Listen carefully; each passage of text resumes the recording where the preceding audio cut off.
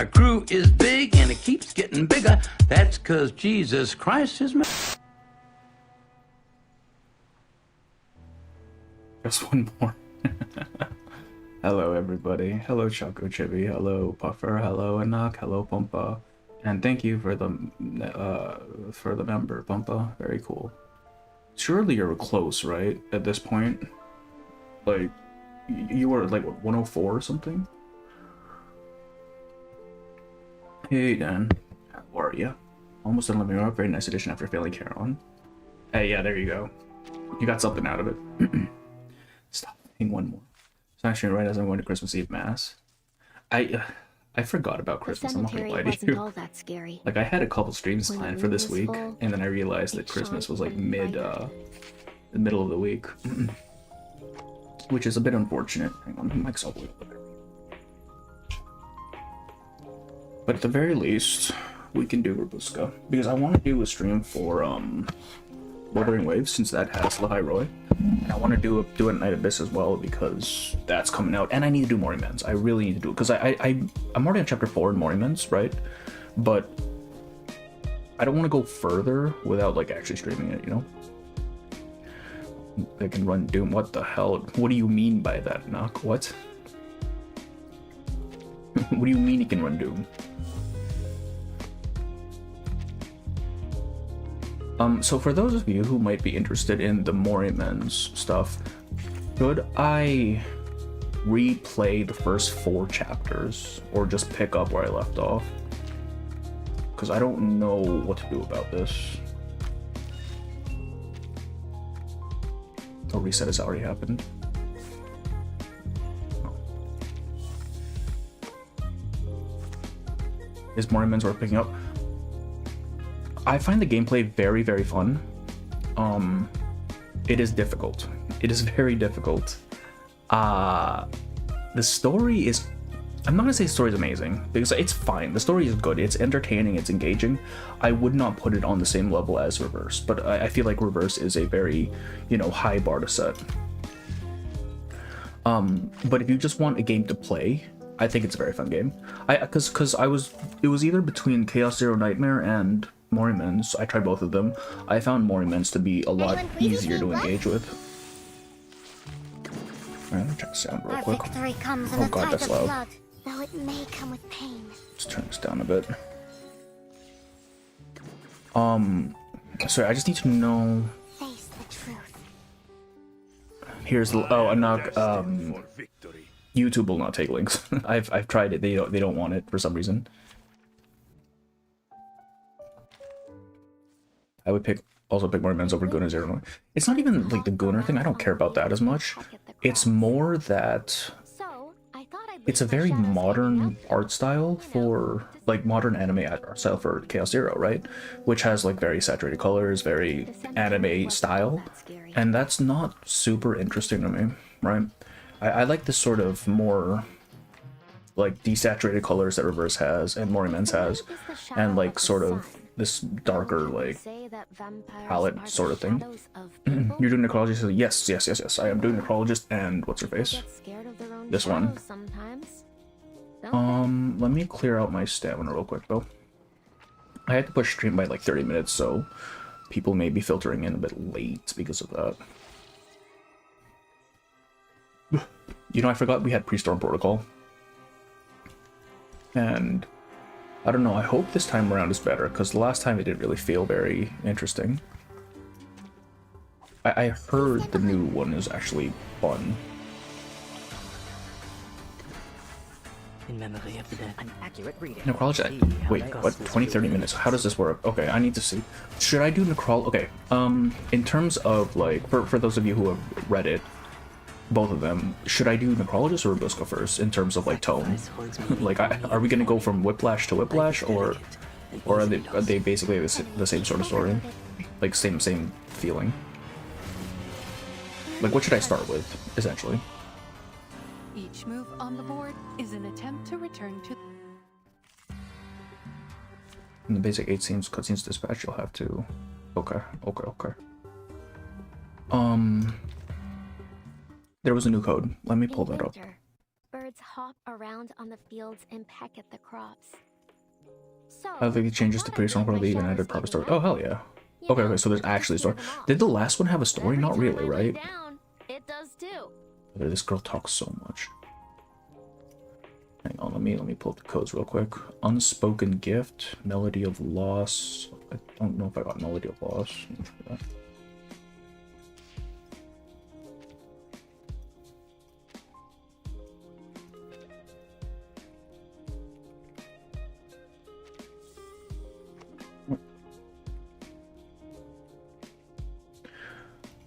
Of course I felt, but I mean, I don't even think it's that bad, honestly, because if you need someone from both banners, then like that's 2 6-stars of your choice for 60 pulls. I mean 60 thing. I'll take that. That's a good fucking deal as far as I'm concerned.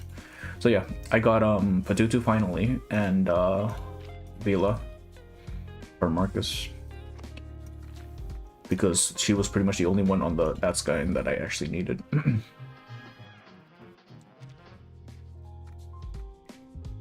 Makes me wonder if you're going to get choose your own adventure as a game mode later. Is that the sort of thing it is? Oh. What is expiring right now? Candy, what the heck? What? In the middle of the week? Why? Hang on, I think I need to pop these as well then. The Necrologist. Oh wait, I don't want to call it the Necrologist story. I had nothing better, but you're gonna have Whiplash going from Rubuska story to Necrologist. Okay. I was wondering. Yeah, I figured that was the case. Enough. Okay, so so should we start with Necrologist then? So we can go from high to low. I'm assuming Rubuska is going to be very, very depressing, because my assumption is this is going to be prior to her joining the train, after her family's just died or something, right? Surely. So I'm assuming her story is going to be depressing as hell.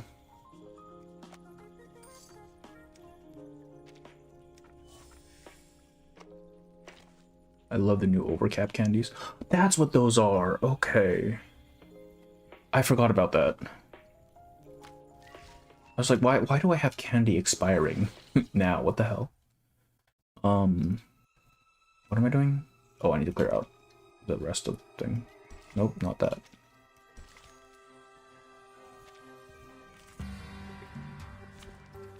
Okay. We begin with white. Let's go start top 3. Okay. I think we start with Necrologist then. If that's going to be the case.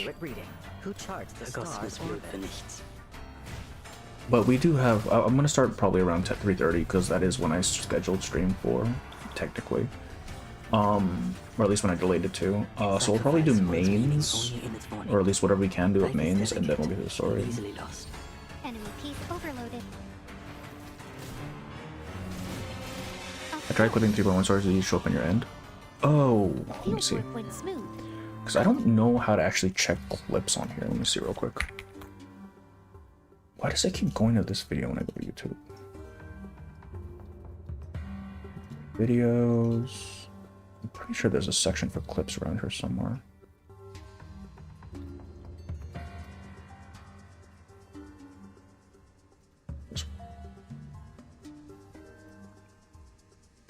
Not for that one.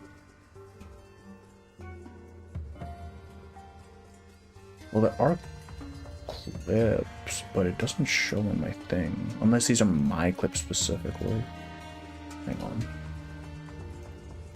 Because I am curious about that.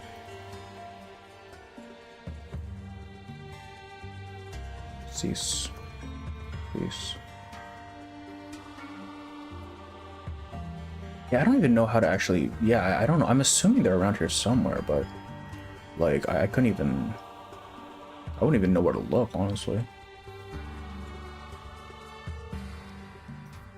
Yeah, I don't know where you're supposed to see clips.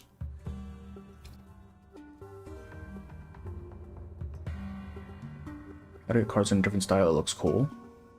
Oh, wait. How did we get that? What was that from? I don't even remember what that was from. In winter, birds What was that from? I think it was a store thing, right? I don't remember if it was paid or what. No, that was from Protocol. No, that was from Pre-Storm Protocol, the first one.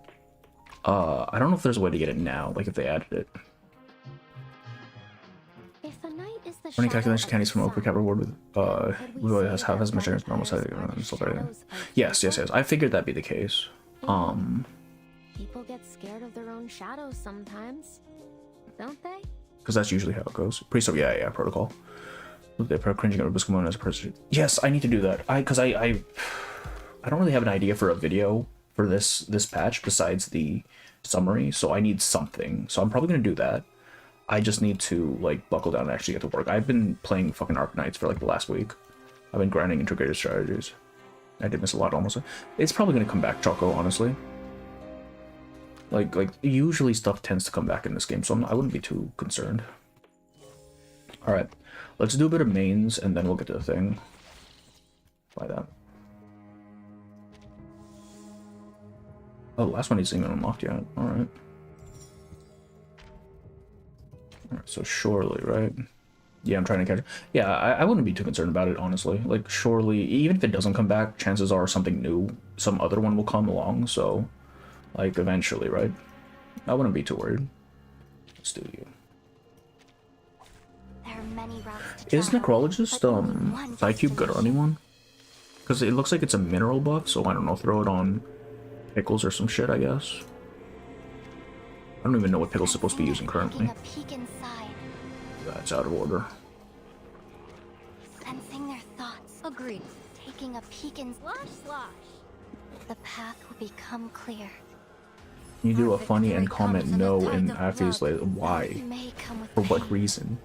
Come dance with us. So you can get a Miracle Mart in 5 patches or so. Yeah, probably. That's usually how it goes, right? Yeah, it's stuff that you miss eventually ends up in Miracle Mart. I still don't know what Eternity is supposed to do in this team. I'm not gonna lie. Take it easy. Close your eyes.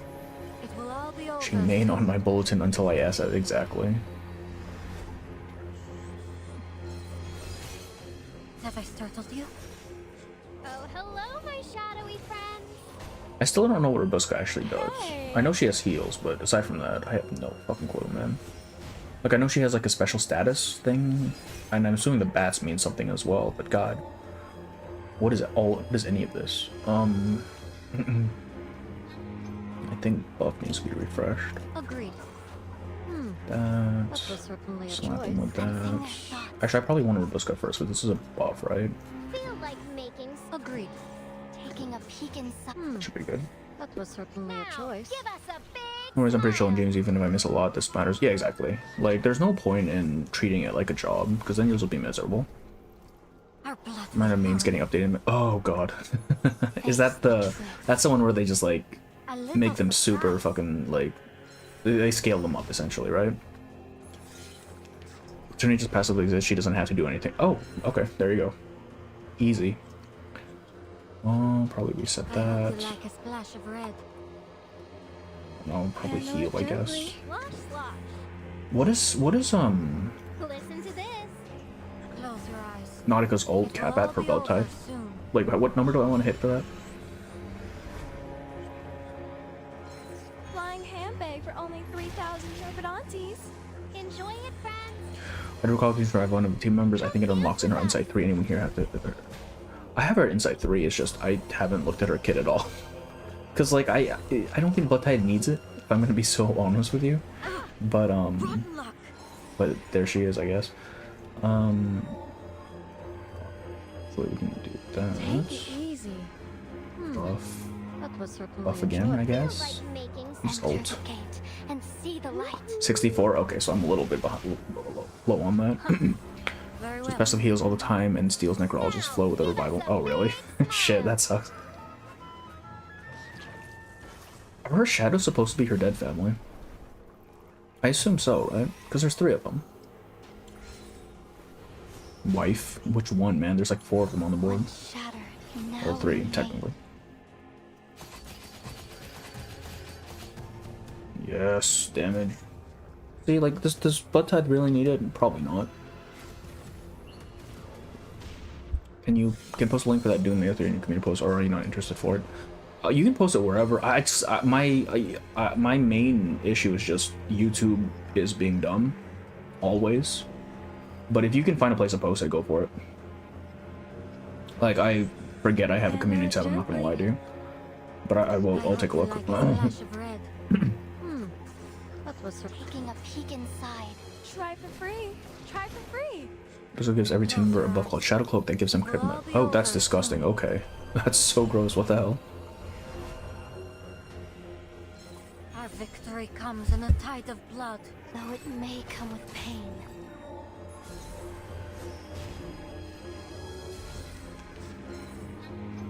You know, you chose one team member and all the team members get moved. Oh, really? Wait, that's so dumb. that's so stupid. Okay, I see. Agreed. Take it easy. I'm guessing her attack just does nothing then, right? What is retribution? Is that... I have no idea. Slosh, slosh. That was certain. Huh. That's the entire bit. Yeah, okay, so buff stacking, essentially. That's kind of cool. Let's dance with the shadows. Have I startled you? Full heals 3 times per turn, scaling with missing HP. I don't think I even noticed that. Where's the healing? Alright, do that, do that. Feel like making some new points. Wait, so if she moves the buffs with her ult, does that mean I want to wait? Like, I want to stack buffs beforehand then? Well, I guess there's not really many buffs on this team, is there? Like, there's Semmelweis, who I'm giving to Nautica anyways.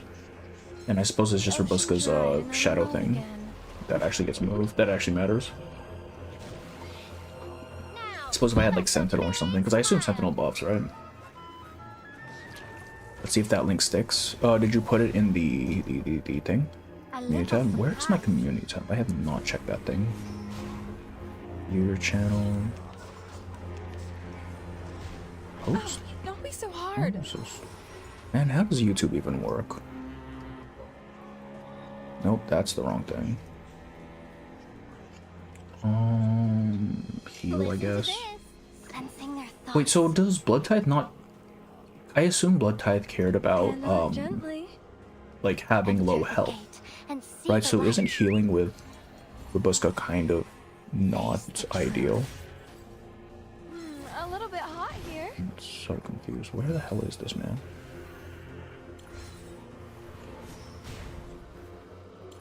Once shattered, now remade.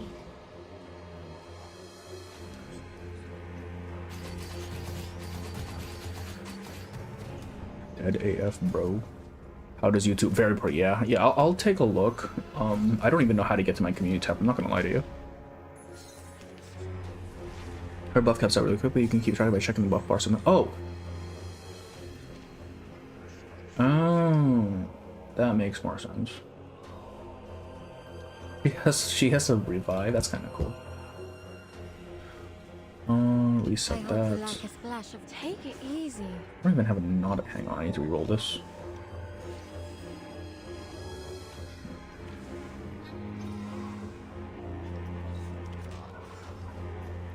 I hope you like a splash of red. Do that. Taking a peek inside. I should buff first. I hope you like a splash. Actually, it probably of red. doesn't matter because this doesn't take That was effect until certainly a afterwards. Sensing, taking a peek inside. Close your eyes. You get the blood from losing health, so yeah, you used it because you. Oh, okay. I assumed it was based on your percent health, but if it's just from losing health, that makes more sense. Close your eyes. Though it may come with pain. Just needs your health, so healing gives you more ammo. I see. Okay, that makes more sense.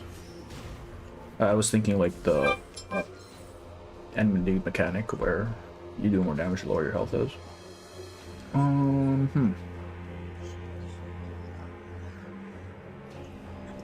And I should probably hold this until I'm ready to ult, right? With what's her face? Agreed. I think I need to really up the buff. That was certainly a choice. Returning 2 is based on health percent health. She's kind of losing a bit. Oh, okay, I see. But she, yeah, mine's on E1 right now because I hear E1 is supposed to be better for this, right? Oh, hello, my shadowy friend. Diabolical Necrologist anecdote during the same patch she gets power crept. Okay, to be fair, she's a 5-star. Like, she was gonna get power crept no matter what. It's not like she was even the best use case in most content to begin with, right? Like, I think I used her once for, when the Gorgon first came out, because you could just cheese the ice mechanic by dying.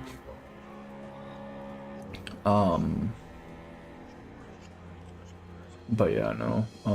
We need to heal. What am I doing right now? This. I hope you like a splash of red. Heal. Hit him. Taking a peek inside. Why am I not losing life, dog?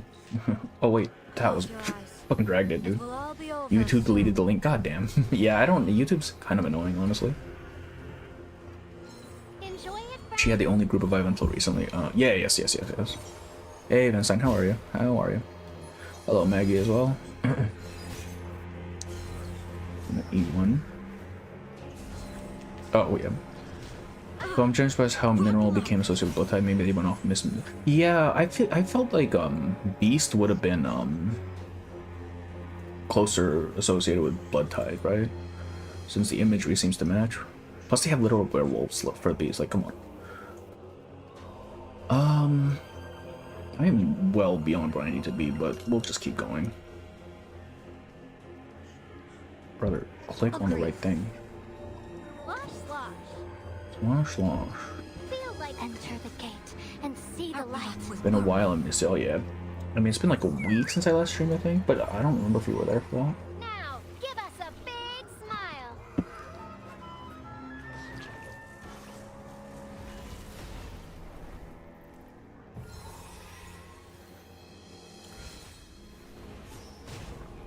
Blood Type just rebranded HP Lost, and all the HP Lost characters were Mineral. That is true, right? Because there was... Wait, who? It was just... I know there was Eternity. Who else was there for HP Loss? I'm trying to remember who was in the Mineral to start with. Babel. But she shields. A later Beast is Saber. That'd be kind of cool. But also, like, I still don't know what Beast actually wants to do. Like, I don't know what their mechanic is supposed to be, you know what I mean? Like, it kind of feels like they just sort of exist as a support to all the other things. But I don't know if they have, like, their own thing. Taking a peek inside. To re-up the buff. Click on the thing, damn you. Sensing their thoughts. Close your eyes. Semmelweis? So, oh, yeah, duh, Semmelweis. Of course. I was thinking more like launch characters, but Our victory comes they weren't a whole lot of those to begin with. Face the truth. Beast mechanic is bullet. Alright. Become clear. Alright, one day. Actually, has Igor's kit been released yet? He might be bullet. Who knows? Did my message get sniped? Did it? I mean, I wouldn't even know because... Oh, have you seen Oranges? I have not seen it. I have not seen it yet. No. Orange doesn't... Like, I'm subscribed to him, but, like, he doesn't show up in my, Like, I have to look up his stuff to actually see it, you know what I mean? Like, for some reason, YouTube just doesn't want to serve it to me, even though I am subbed. Is her thing up right now? It is. Taking a peek inside. Guess we Listen heal. to this. She needs to... Agreed. No, man. Handle it gently. We know from Twilight, werewolves and vampires don't go well together. Well, I mean... Yeah, Twilight. Startled you? Most consistently is Bullet with Tenant and Duncan. That is... So they just don't have their archetype yet. Alright. I feel like Burn would have been a good one, too. Since Jay and, Spathadio. But I think Matilda's mom takes the new Burn mechanic. And she's, what? Mineral, I think? Or not Mineral, sorry, Star. That's... Where is... Wait, hang on, I want to...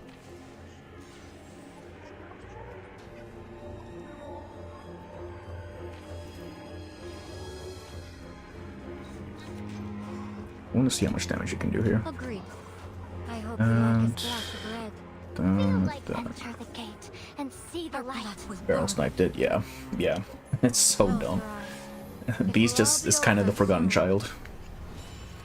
Oh, she's intelligence. Oh, shit, okay. Happens to me for Stone's channels too, so yeah. I don't know what YouTube's on, man. Monlik was also originally Beast. Yes, yes. Is the assumption is it was originally Beast. Like, I don't have hard proof on that, but that is my assumption based on what we can see from 1.0. Now remain. Beast lost, yeah. They actually just kind of got shafted. And it's crazy too, because like early in the game, Beast was pretty strong since they had Centurion, and Centurion was one of those big dick damage sort of characters at the time, and now no one gives a fuck. I think she feeds into what, Moxie now, which, I mean, that's not even a Beast thing anymore, is it? That's more Mineral, because for some reason Mineral gets 2 fucking things. I don't even see how much damage I did. It's fine. Taking a peek inside. Agreed. Listen to this. Close your eyes. Anjana took over extra action after Jay failed to establish a counter meta without Babble. A little surprised. But like, it's not even extra action though, because Star, I mean, yeah, Star still gets that with, because I feel like 37 is the extra action character, right? Surely, because her whole thing is benefiting off of extra actions. Plus, like, all the other characters who are on Star with that. It's just kind of weird, because it feels like Beast just keeps getting stuff, and then it only serves other archetypes instead of its own element. We got one. I hope you like a splash of red. Slosh, slosh. Taking a peek inside. Masker? Wait, I didn't see his message. Where'd it go? We'll all be over soon. Hi, Mask. I don't see your message, but Vanstein said hi. Come dance with us. Surprised DK isn't burned with all that fight. That is true. She's a healer for some reason. She's a healer. I don't think burn existed at launch, so yes, that is true. Though I feel like that would be a good Euphoria to give her if fucking 5 stars ever got a Euphoria again. But did we just get revived? Oh shit. Agreed. Sensing their thoughts. Feel like We can ult again. Why not? And see the light. Same with Cassandra, so sure Cassandra will be planned. I don't know anything about like Assassin's Creed, so I couldn't have even guessed what they were gonna be. Honestly. Maybe that's the archetype. So okay, but if you're gonna have a support archetype, why give it to Beast, man? Beast is like the one where I would assume they go hard on the DPS, but no. They're just there to help others out. Like, what the heck? They really should give the report of, yes, I really want them to. Like, give 4 stars something, man. Give me a reason to use my 4 stars. They bench 5, yeah. 5 stars completely just shafted. Except for the fucking squirrel, for some godforsaken reason. The thing about the character's gameplay is that they try to be very close to the lore, but sometimes it's more than they can physically do. For example, Izola's fire just because she didn't even set her brother on fire, though. Right? He did that to himself. She just shot him after the fact. Like, realistically, there's no reason for Isolde to have fire in her kit whatsoever. But I guess we're just running with it because, like, thematic. That was certainly a choice. Become clear. First, the 5-star ones extend, soon new 5 stars will be extended. Wait, has China gotten any 5 stars at all? I don't think so, right? I'm assuming maybe next anniversary. Because, I mean, we did get the 5 buddy for our anniversary, so who knows? The only 3.x 5-star has been Alexios. God damn. Only for CN, not for Global. That's true, because we got it in 2.0.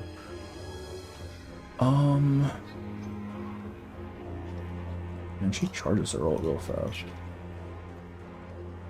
Sensing their thoughts. Taking a peek inside. What is this lineup right now? There's so many Eternity cards that I'm just not using.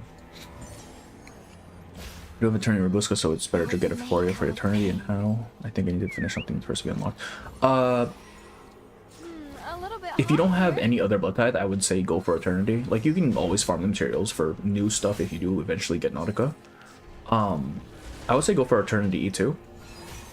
I forget if there's any prerequisites to Euphoria beyond just having the materials. I think someone in chat can probably tell you. I honestly don't remember if you need to do anything beforehand. Agreed. Actually, let's buff that.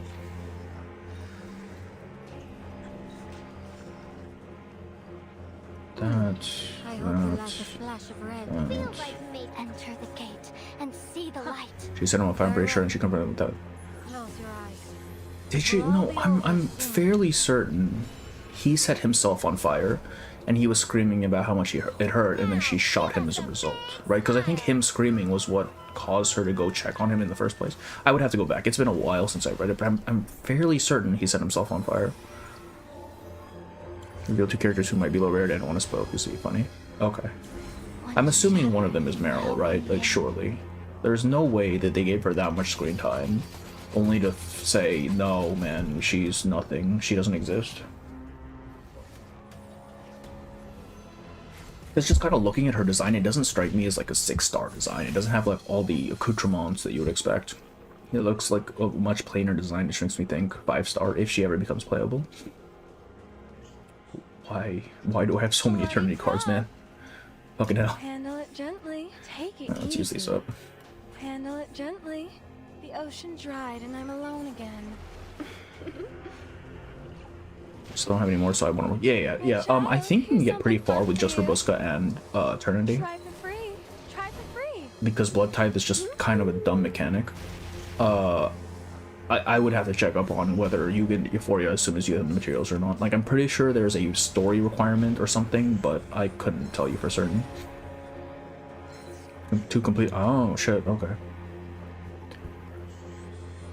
Brother, I need better cards. Come on. Bloody prom. Sensing they're taking a peek inside. Heal. Slosh slosh. The ocean Hot dried immortal and I'm jellyfish alone again. women are in your area. It's not even RNG though, right? Because I just haven't been using her cards, because why the fuck would I? Face the truth. So they just kind of piled up. How about a game Not gonna lie, I don't like Meryl like at all. I never understood why everyone likes her. I think everyone liked her because she seemed very competent in 2.8. And then come 3.0, it turns out she's a massive wuss. And I guess people like that as well. I don't know. I feel like there's a bit of a disconnect between what we saw in 2.8 and her actual character. So I don't know what the deal is with that. Oh, my thing isn't I even up, hope you Jesus. like a splash of red. feel like enter the gate and see the light. Agreed. Close your eyes. He wants to tell us how to survive the storm publicly, and she said someone. Oh, really? Okay. Okay, so she does have a little bit of fire then in her thing. It's something, I guess. Sure, Give us we'll a take it. big smile.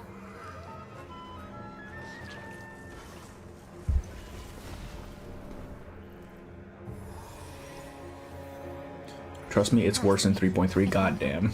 Goddamn. Well, I don't think it can be worse though, right?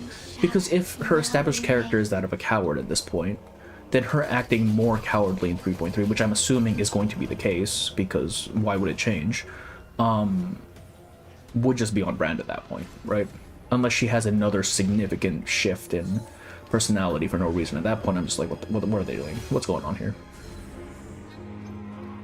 R99 is receptive because of Meryl saying I could kiss you multi. I mean, there's also that. It's a single line, man. Jesus Christ, people need to calm down. Taking a peek inside. I'm gonna be honest with you, I'm just kind of sending it right now. I don't even know what I'm doing. We're gonna hit 5 million, I'm backing out. Actually, we're 26 out of 30. We might as well just go to 30. A little surprise. Hey. You'll see next year. That is true. Next year. It's like 3 months gap at this point, right? I thought it's because she's a cute military with the gap Moe. That too, but then they kind of just got rid of that after 3.0.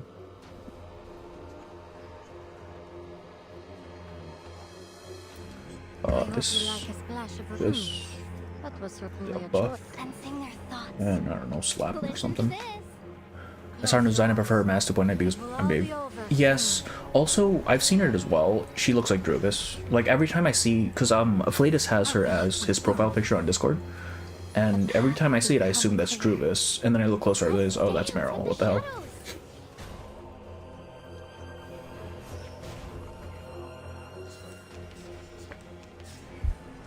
And people like Meryl because she drew his lasting potential personal attention in the main story. To the main story, both multiple accuracy and everyone wondering what's her deal. Yeah, but then they kind of shit on it, didn't they? I don't know, I feel like she seemed very competent in Antarctica. Agreed. And then to hear in 3.0 that she was kind of freaking out, well, I didn't really see that. But they told me that, but I didn't see that for myself. Who died? Eternity died. Eternity's the one who died. Alright, sure, man. Enter the gate and see the Our light. victory comes in a tide of blood. Now, give us Druvis, who's that? The plant lady who keeps getting euphorias that no one ever uses. Like, I don't know what her new euphoria is supposed to do. Something about seeds or some shit. I don't even know who would be using that. one shattered. Now You will also play the Prieststorm. Yeah, not today, probably, but, because I just want to get through the 2. I'm probably going to save Prieststorm for its own stream, since I feel like that will be quite long. I'm assuming it lasts the entire patch, so we have time, I think. I'm sorry, what? Wait, what do you mean? I don't know what you're referring to. I think 2.8 traumatized her? Yeah, probably. Eternity died? Oh, yes, she's dead as fuck. I don't know when she died. She's supposed to be, like, on my health battery, but I guess she's gone now. What are we at? 29, sure. Last That was go of certainly it. a choice. Can I up another ult before? Yeah, we can. Agreed. I smell blood. Sensing their thoughts. Very well. By the way, hello world. Hello, Pedro. How are you? The new for strongest focus is detrimental. Okay. Did you mean to type detrimental? Because I think that means something very different from what you intend. I don't know what caused Meryl to desert since she was nowhere near the mess. That too. I think it was just the fact that they almost got stormed to shit. And also they got caught by the military and they assumed they were going to die for a short amount of time. I don't know. It just seems, Meryl's just seems a little bit inconsistent from what I've I seen. hope you like us. Enter the gate and see Our the light. victory We got comes the in a job tide done. of blood. Great, they were Close streaming your this early in the morning, eyes. yeah. All be over I mean, it's soon. 4 in the morning for me, almost. Seems like they're trying to make Druvis and Ezra viable, but just can't. I don't know, I feel like... Because it's not like their base kits are particularly good, right? They just don't have Now we a may team that wants specifically that. So if the base kit isn't good enough, no matter what euphoria you give them without significantly overhauling everything, like, what are you gonna do, man? Like, you can only build on garbage for so much before it just stops being useful. Like, I feel like Druvis, at least, they could somewhat salvage by, just having a new, like, petrification archetype or something, because that's her whole thing, right? Give us a petrification DPS who can actually do shit, and then maybe Druvis will be useful. But at this current point, it's like, why does she exist? What is she here for? Same with Ezra, but at least Ezra, like, he still exists in Dynamo teams just because there isn't a better fucking alternative, right? Like, what are you gonna sustain with? He's being kept on life support by the fact that we don't have the thing that replaces him yet.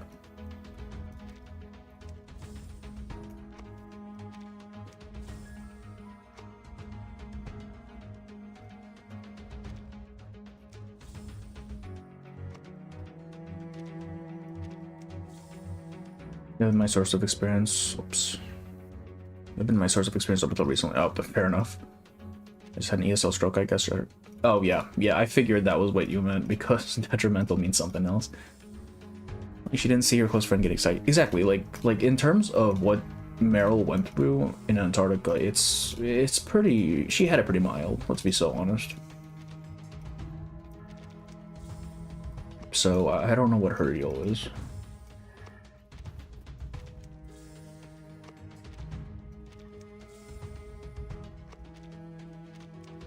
Make it?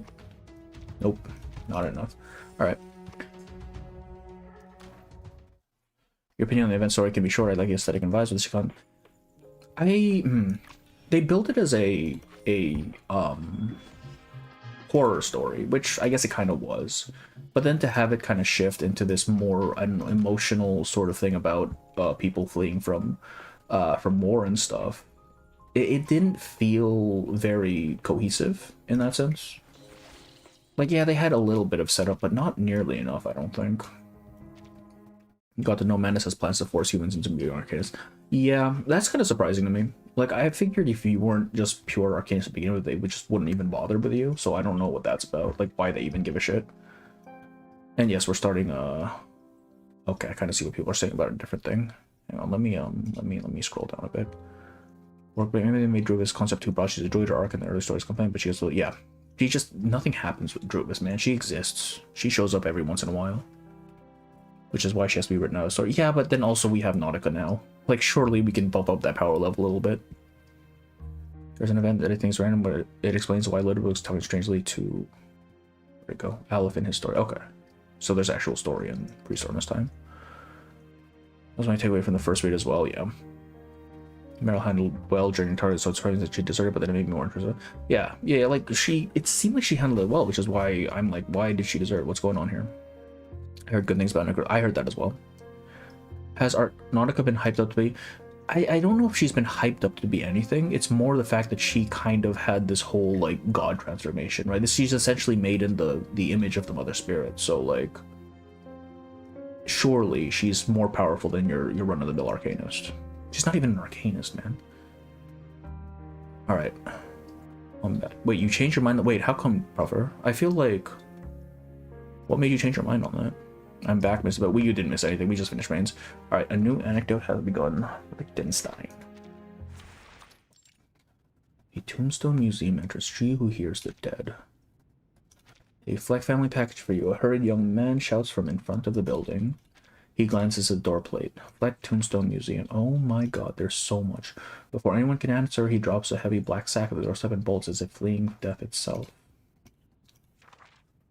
This 13th package in the last 3 months. This package is heavy as all good and just as strange. It's made from even... Jesus Christ. It's made even stranger by the faint sounds coming from within. At times they seem almost as if they were a voice. Passerbys find themselves staring at the package with concern, but the girl who comes to collect it seems to hear nothing.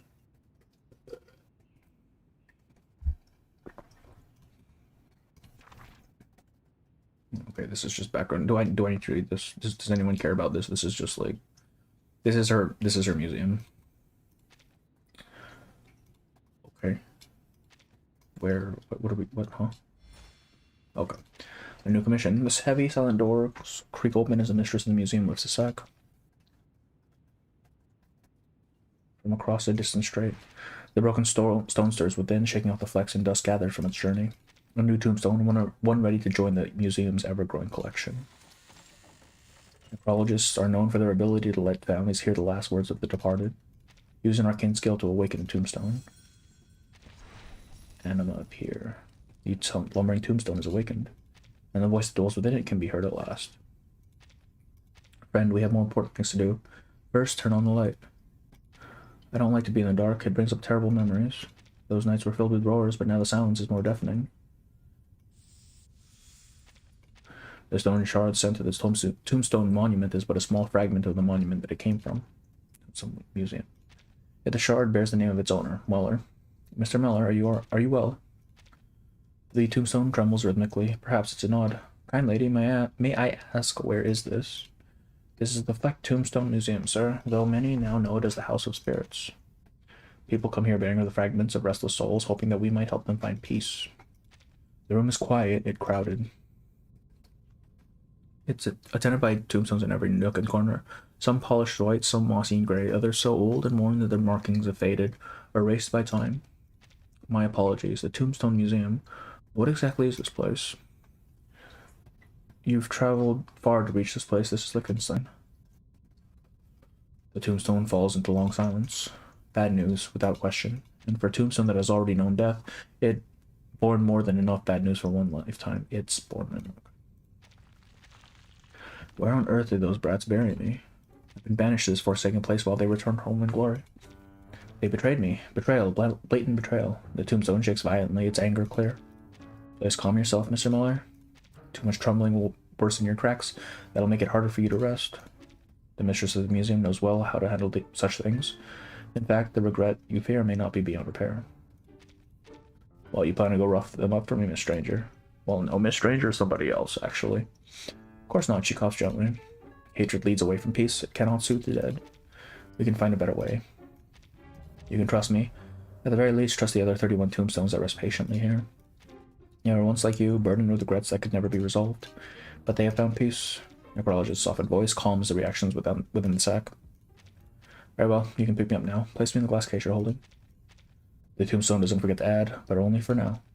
Lift Miller's tombstone. Beneath Miller's tombstone, Necrologist spots another broken stone. This tombstone drips with collected moisture. It is weathered, ruined, and steeped in sorrow. Is this another part of you? You've been terribly hurt, haven't you? And I'm up here. A weaker, more timid voice finally speaks. No, I'm not part of that, loud fellow. Beads of water drip from the stone like unceasing tears. Sir, you are... I'm not him. My name is Smith. Okay, if this is how it's all going to be, I can kind of see what people were talking about with it being very heavy on the text. Though I feel like it's kind of the same with just anecdotes in general. You'll be reading the whole thing anyways. Alright. Have you used Lily a few times with Drew? Is it an excuse for her not being on the field? Yeah, because she's too strong, man. In my opinion, the event story was never about horror. It was about a child's perception of what horror looks like and getting confronted with reality. Disillusionment of childish concept. That's it. Okay, I can kind of see that. Okay, I'd have to read it through it again then, from that sort of point of view. I can see someone beat Priestone Protocol. Oh God, please. That's really different from now on. My favorite gameplay-wise is Matilda. Wait, so I hope that the stories at least keep their usual thing, you know? Because I think the anecdotes are probably one of the best story bits in the game, so if they downgrade that, I'm going to be kind of pissed.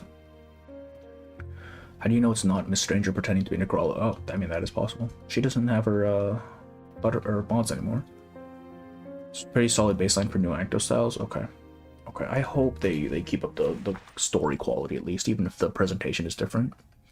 His last wish. Whatever age the storm may hurl her museum into, the commissions never stop coming. A commission letter arrives together with the two strange tombstones.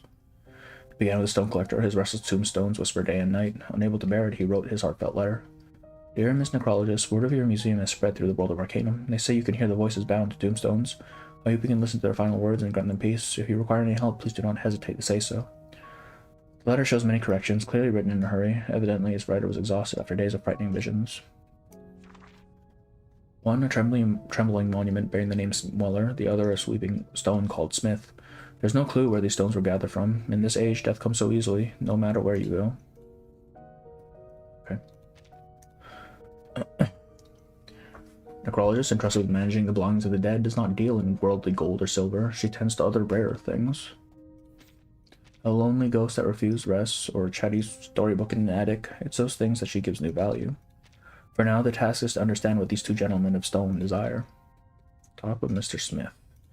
The memories of dead are often incoherent, but speaking with Smith is especially difficult. So you remember only seeing a monster in some harbor. Yes, it was huge and gray. A silent sea beast, he trembles timidly. Circling the endless blue. Take notes. Necrologist carefully writes down Smith's description. John Blueclock really said we have no... Okay, to begin with, they didn't really have VA for budget for anecdotes, so this isn't a huge downgrade. Not really. Necrologist... Okay. Was it a Kikituk, or an aquatic Kikaran, or perhaps a Tesla worm? Do you remember anything else? Its outline, its color, maybe? Sorry, I don't remember anything. I just feel like it's so familiar. Like we've been together for a very, very long time. It seems drawn to Arcanus. The range narrows further. More research will be needed later to confirm. Do you remember anywhere besides the harbor? The dark stone shrinks into a corner like a grape long steeped in seawater. It falls silent. Possible encounter with some kind of mystical coastal beast. Memory disorder. Strong emotional swings. Ooh. More water seeps from Smith's tombstone. Don't worry, Mr. Smith. It's over now. It's not here and it can't hurt you again. Hurt me? No, that's not it. He mutters. There was red light everywhere and noise. It was wailing. So it was actually a friend. I don't know. Emotions unstable, likely post-traumatic stress, possibly developed into silent soul syndrome. She concludes quite dangerous. Conditions you can a ghost where, God, even as a ghost you can still get diseases. That's terrible. Or dreadful emotions, probably disease tied to the manner of death. Alright, so if Cristello dies, she's probably gonna get ghost cancer or something, almost certainly at this point. Man, that's fucked up. Muller has waited quietly, but his patience wears thin. Finally, he launches into a bold interjection. You're too nervous, Miss Necrologist. The once agitated stone has steadied again. From my experience with these jellyback Tommies, it's nothing unusual. They're lost in the sunset of their fading empire. Seeing monsters in the waves is really a minor symptom. There is but one solution for these rabid English dogs, a swift bullet. Alright. It's only on the battlefield they can finally see the world for what it truly is. Forgive me, I don't quite understand. I don't believe war can help you or Mr. Smith. News comes slowly in a tiny place like Liechtenstein, but the effects of this drawn-out war have made their impact. When is Necrologist? I'm assuming World War I? Time passes and Necrologist receives more tombstones. Most are broken, their souls scarred, steeped in blood and smoke. Please, Miss Necrologist, don't compare me to that pitiful fella. Look at him, he's nothing but a delirious, weeping failure. I was only thinking, this island sea monster, it was grey, beautiful. I must insist that you return me to my home so I might be laid to rest in honor. He interrupts Smith with a tone of certainty and pride. The weeping spirit falls silent against the words. The necrologist immediately surmises the best path forward. If she wishes to bring peace to this fallen soldier, she must go to Muller's homeland. As you wish, Mr. Muller. Due to your decision, you've grown more confused. Oh, what? This is actually like a... Oh god, I'm gonna have to do every fucking branch on this path. That's gonna be so annoying. Alright, hang on, let me go back. Very lucky on the self-destruct bots, what? Wait, what? And the presentation I think is the best part. The story could have been more though.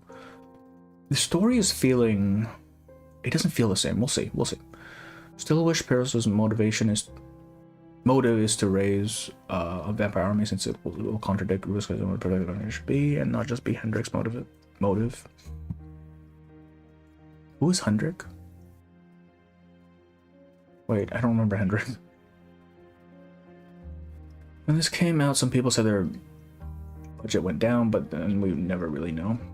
I don't know, we'll see. I'm a little bit like... I don't know. Cobblestones on Lipstick Street are all different colors. You could spend a whole afternoon just studying them. Actually, wait. Under the tree over there, is that a critter? It looks like its house is sleep hatch half shut and head drooping like that. Reminds me of my younger days. Back then, I'd often find a few forgotten pieces of dry bread scattered around that big gray sea monster. Soon enough, a critter would creep over, curl up, and nibble at the crumbs. Is he talking about a fucking boat? Look at those iron boxes. Cars, aren't they? Much faster than trams, I must say. And just look at the smoke puffing out the back. Miss, do you think these things will also one day scurry around the streets? Like those little black ones? And the best... Okay, why did it... And the best fortune tellers can't predict the future with precision. And those little black ones. Why does it do that? To... Where are we going? Berlin? So good. You have my thanks, Miss Necrologist. Some tickets. Oh, it's pretty straightforward. Okay. So Chibi won't even pay for the reused prison room CG anymore. Heinrich. Oh, Heinrich. Okay, wait. That makes more sense. That makes more sense. Cold stillness hangs over the land. Cars stream along the streets of Berlin, a few pedestrians hurrying past. I finally returned. I'm finally back. I once knew every inch of this place, every shop, every breath of air. Now all that keeps him company is a broken tombstone and endless solitude. Did you know, Berlin shaped every one of us? Mr. Muller, this doesn't look anything like the origin of the hero you spoke of. She scans her surroundings. Of course, heroes have never stayed here long. We always march on forward until at last we return to receive the medals and praise we deserve. As Muller finishes his speech, the long silent stone in the box finally finds its voice. I can smell it. He shudders with unease. Fresh, wet drops fall. Mr. Smith's condition has only worsened since arriving in Berlin. Mr. Smith, how thoughtless of me. Perhaps it's best that we return.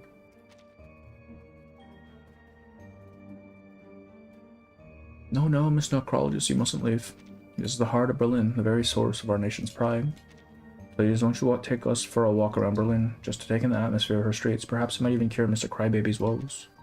Don't change course just for the sake of this half-delirious wreck. Stay? Upon taking a step, Smith was struck by a strong sensation. Muller felt it as well. Maybe this is the perfect opportunity to discover the wishes the dead once had. So this is the street you're so proud of, Mr. Muller. Yes, this street boasts Germany's finest tailor shop. Nobles and dignitaries came from all over, and it was a pride of the entire city. Of course, including him when he was alive. Opera singers claimed they would wear their gowns to perform at the Moulin Rouge, in Rome, in Milan, in Warsaw, every hall of victory. It was a calling card of Berlin. Turn that corner and you'll see it, the most elegant of them all. Just as Miller said, the finest tailor shop stands at the corner. But its doors are shut tight, and its golden sign lies beneath a delicate film of dust. Look. Hello, is anyone here? She raps gently at the door. The hurried footsteps outside pass by, the locked door stays silent. At last a neighbor takes notice. Don't bother knocking, they've been gone a long time. No, it's impossible, they'd never leave, he denies it desperately. Do you know when they left? Sometime after this war started, that's all I know. One day, soldiers came to the shop, drove out everyone inside except for the couple who owned it. Then they were dragged away. No idea what became of them. Is this World War II? Sir, do you know where they were taken? No, it can't be. They were our pride, Berlin's pride. How could they have been arrested? But his frantic words reach only Necrologist's ears. Who knows, maybe, like the others, they were packed on the trains, trucks, or ships, sent off to some godforsaken place. Thank you, sir.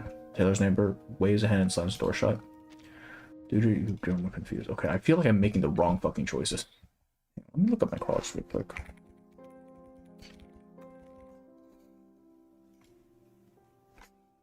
"1940s. Okay, this is World War II. I think I know what happened to his neighbors. Necrologist visiting my city. Let's go. Berlin.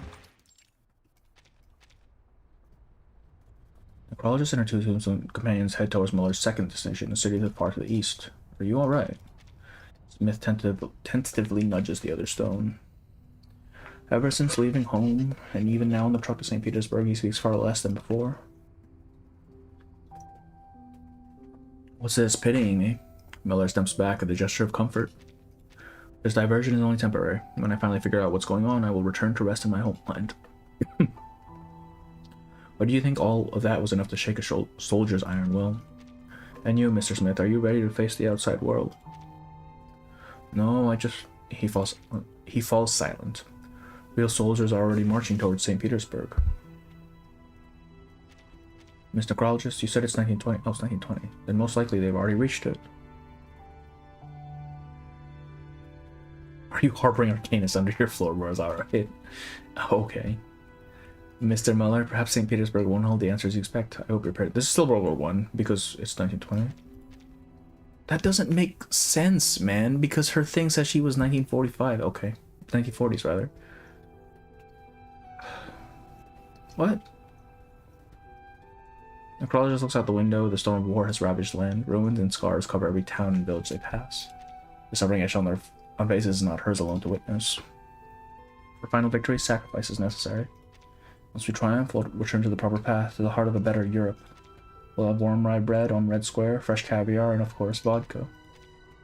Those things sound pleasant, but the price seems far too high. No, Mr. Necrologist, when you reach St. Petersburg, you'll see. You'll change your mind. The sound of a passing train interrupts him. On the far tracks, steam engine howls as it passes, drowning every voice. Reverberating between stone and skull. Maybe, or I feel like she would have to, unless she crossed the storm, but like, there's no reason for me to believe that she would have crossed the storm at any point. So Smith suddenly stirs with agitation, but it's clear the reason has nothing to do with Miller's grand vision. The monster scent, it's getting stronger. I remember the sound now. That sound, that was it. A massive gray beast. This sound has always accompanied it. Did brother get hit by a fucking train? What is going on? These whistles come from trains, factory ships, and for your harbor, Mr. Smith. So the great gray monster wasn't some arcane creature after all, but a ship. Okay. The other stone interrupts. That makes it simple. Let me guess. A harbor, a ship ignorance of the outside world, confidential work, perhaps. You must be an English sailor too cowardly to face the truth. Please stop, Mr. Muller. London or St. Petersburg, our end is the same. Mr. Smith will see that soon enough. Perhaps putting these two in the same box was a mistake from the start.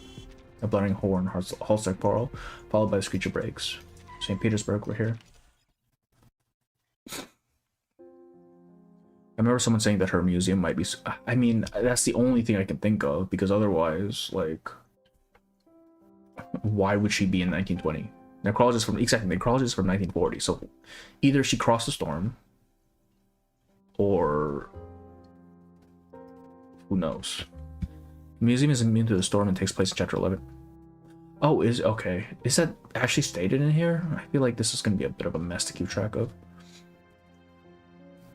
Okay, so she crosses. Yeah, if we're actually in the 1920s, she would have had to cross the storm. Okay. 1826. So 2 hours. Can we hit all of them? Let's see. It'd be 16, 17, 56. We can hit all of them. All right. Times really have changed. Just look at those boys scribbling away at the cafes. They all have the shiny gold plate pens. When I was their age, a single birch dip pen lasted me 10 years. Why does it skip Mr. Muller? That's a black fountain pen. The most popular writing implement on the market. Ultimately, it isn't the form that matters, but ink, those blue black blots, he just smudged paper with it. That color is just like the rain clouds I used to watch it roll into the harbor.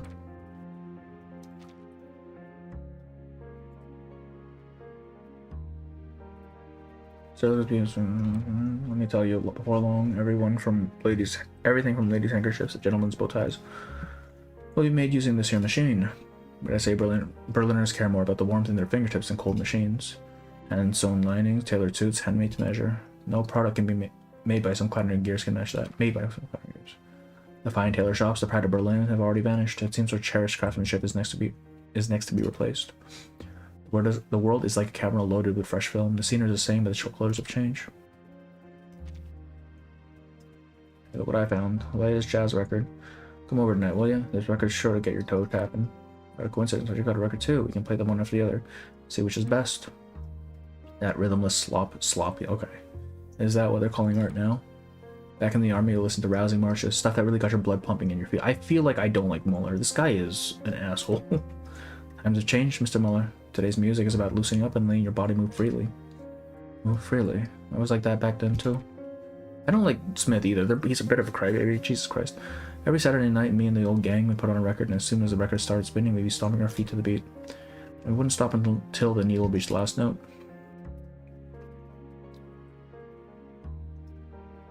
One of the album lines is how the museum still takes tombstones after. Oh, I must have missed that. Okay. Beginning the museum and the Menace of Modern History, I think it was in the Orange Quest edition. Fucking hell. Yeah, for some reason, it's skipping shit. I think I might be double clicking. Humans conquer the... Oh, that was a residential area. So we're not gonna make it in time. I don't think we're gonna make it in time. No, we're here. Okay. Those killing machines. I've seen them dive from the sky or fire blazing. Your steps, sir. Don't trip over that pile of luggage. I understand, but perhaps those iron birds don't only come to drop shadows. Perhaps this time they're here to bring people closer together. Where are we going? Petersburg, right? Thank you again, Miss Necrologist.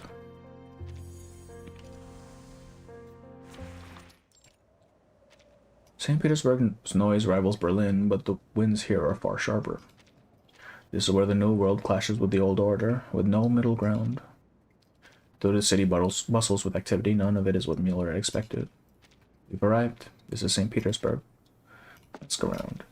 The crowd just stops a hurried, wary-looking man. Hello, excuse me, is this St. Petersburg? Okay. Of course this is St. Petersburg, but I can see you must not be from around here. Indeed I'm not, sir. You should not have come. There is supposed to be a strike throughout the city. For your safety, I suggest you leave quickly. A strike, then the war is over. Not yet, but it's only a matter of time. If the Germans sign the agreement... We should have ended this damn war. We're all waiting, and that moment will be worth the finest bottle of vodka. This is 1920, then the war actually is ending, right? From inside the box comes a dull, heavy thud, again and again. The stone smashes itself against the glass until the pane shatters. Mr. Muller, did we lose? He cries in disbelief. How could we lose? How could we possibly lose? This was our war. My comrades, their sacrifice, their blood, didn't mean nothing. Why doesn't it all lead to victory? Mr. Muller, the war is ending. That is a good thing. The tombstone slumps against the edge of the box, his cracks spreading wider, moss creeping deep inside. He calls out to Smith, but his voice is like a spent shell, hollow and powerless. No, never. We lost and you are the victor. Now you can mock me all you want. For yourself, for your country. I'm no victor. The other tombstone grumbles in reply. Now Necrologist understands why the soldier with such unshakable will could never find rest. Perhaps the tragedy was decided from the very start of the war. This was never your war. You're no longer a soldier, Mr. Muller. Your duty is already done. Oh boy. Assuming to this is about the Treaty of Versailles. Maybe? I don't... When was the Treaty of Versailles?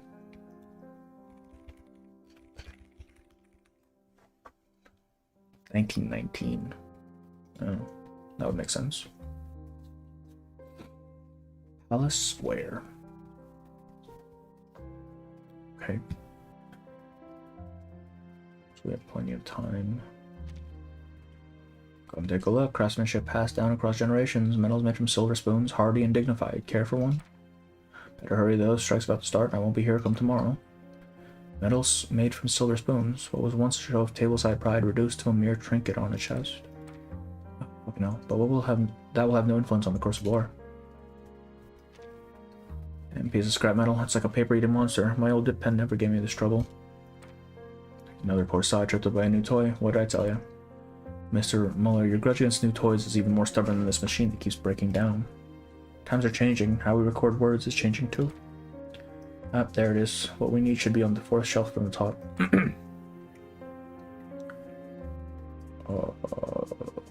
We have time. Don't be fooled by how few are left now. Back then, the whole garden was full of roses. Oh, the scent that drifted across the river. But now, filling our stomachs is what matters. In wartime, what use are roses, really? Mr. Muller, for the people here, roses aren't just flowers. They're a source of hope. They keep them alive. If roses wither, I wouldn't be surprised if their hearts withered along with them.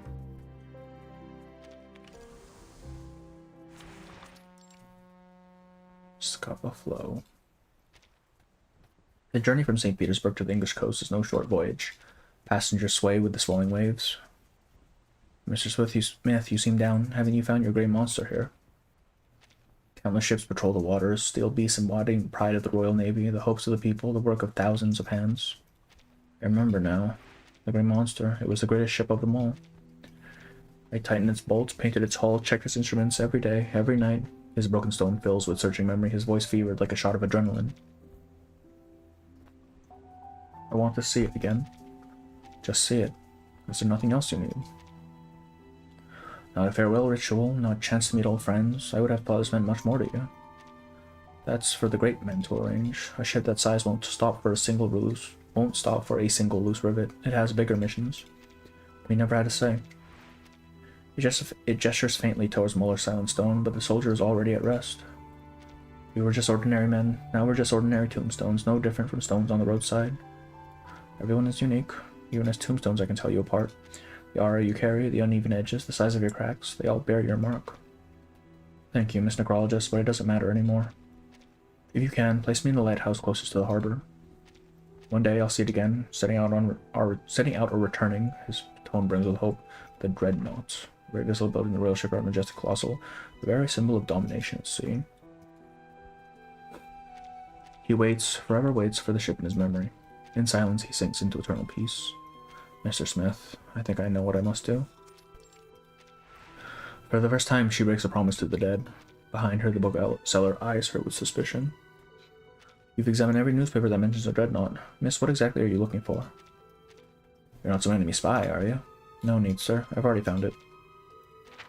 The dreadnought was struck by torpedoes on the starboard side and tragically sank. Seas too rough for rescue. 35 officers and 512 sailors lost. Now a graveyard beneath the waves. German actions condemned, we vow revenge. In the crew, she finds Smith's name. She gently wraps his tombstone in the old newspaper, not placing him in any lighthouse as he had wished. Okay. Stripped of their gun words, the steadfast soldier finally raises a sign of surrender. The ordinary sailor never escaped the shadow of the sinking ship, even after memory failed him. In war, everyone becomes a number, a forever silent tombstone. In front of the Fleck Tombstone Museum. New package, Fleck family. Thank you, Mark. Honestly, I don't even know what's inside these packages, but Nichu announced we were closing down. Not permanently. I only needed time to think. These tombstones, these lingering souls, I once treated them as vessels for the regrets of the dead, as ghosts tainted with strangeness and impurity. But perhaps the truth is not so simple. You don't mean those tombstones, do you? You remember carrying those things all this time. Before the mistress can reply, the postman bolts, fleeing this uncanny place without another word. The story takes a different turn due to your choice. Muller and Smith stood opposed from beginning to end. I couldn't reconcile them, nor even grant either man his final wish. They learned the truth, but sank into even greater regret, bound to eternal sleep. Should I really say that their spirits are gone? Were they ever truly there? As tombstones, they could no longer act. Then what about me? Perhaps there is something I can do for them, for those swept up in this war, pulled forward unwillingly by its momentum. She opens the heavy door and gazes gently upon the tombstones within. What is the true meaning of this museum? To remember the regrets of the dead, or to hold hope for the living? I don't know, but I must believe that even death itself should be faced with reverence. The end. Oh look, it's Necrologist. Huh. Reverse I never happened, maybe an Austrian painterless timeline. Okay, I mean, yeah, probably. He probably died in the extended war or something. Dreadnought was a ship class, but also the name of a hospital ship that was sunk in World War One. I feel like hospital ship would make more sense in this case. Because if they condemned their actions, then that means they attacked a non-combatant ship. Right? Surely. She cute. She cute. Yeah, I don't know. I feel like this sort of style kind of takes away from the impact.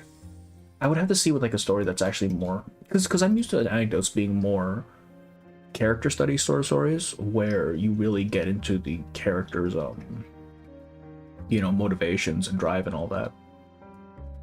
But here it doesn't really feel like that. Here it just kind of feels like a, you know, go to place, do the thing. It feels like they prioritized player engagement or like player agency than actually telling a story. Like the story exists as a vessel for the player to you know, exist and do things, which I'm not a huge fan of. Like I think I really would have liked for this to be more story focused. I wish she was more useful in gameplay. She has a revive, man, that, you know, Rubuska kind of took over. Yeah, I don't know. Maybe the anecdotes to come will be more in line, even if the format is different, will be more in line with what I'm used to. What did I miss? We just finished Necrologist anecdote. I don't know. I don't know. We'll see. Alright. That was fairly quick. That was actually, what, 20 minutes-ish? That's not bad. Okay. You do Rubuska then.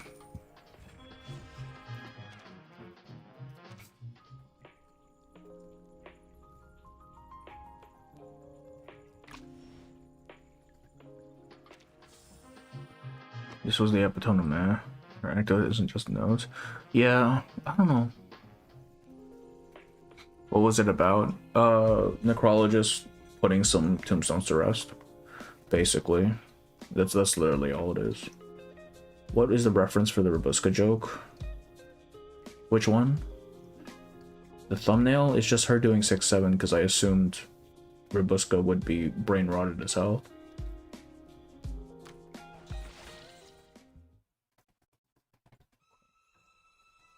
The shadows wait. The thumbnail, yeah, 6-7. It's literally just 6-7. Oh, alright, let's do the survey first. Conductress's cabin. I still don't know what Sentinel does. Great things.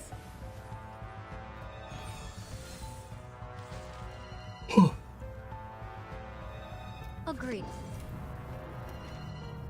Sensing their thoughts. I think I want to do this first, right? Because it counts Taking a peek health lost. inside. That was Channel, fucking fucking hit. Sensing their thoughts. The path will become clear. Just use her channel and forget about her? Okay. That's easy. Now. Though it may come with pain. A sure hit. A sure hit. The enemies of peace. Why are these things so tanky? Jesus Christ, man.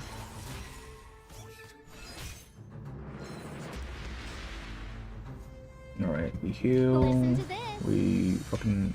Her channel, I'm assuming, is 2 turns, right?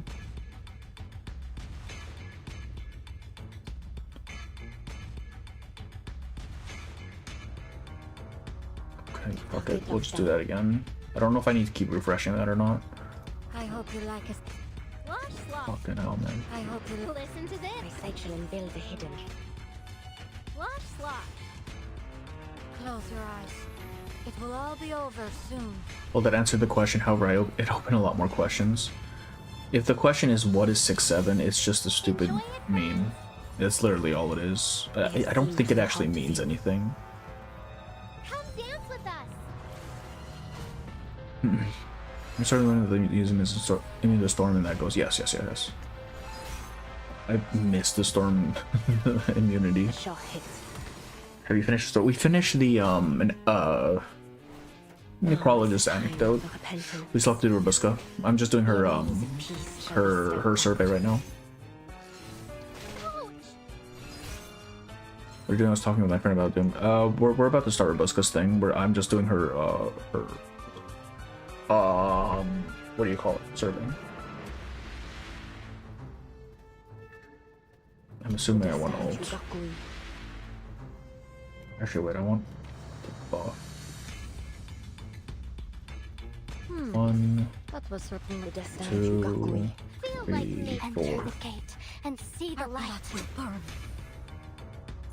Le glas funèbre sonne pour toi. Damn French. Why did you use it? I don't have a sentinel. I did not pull because I needed I wanted Charon.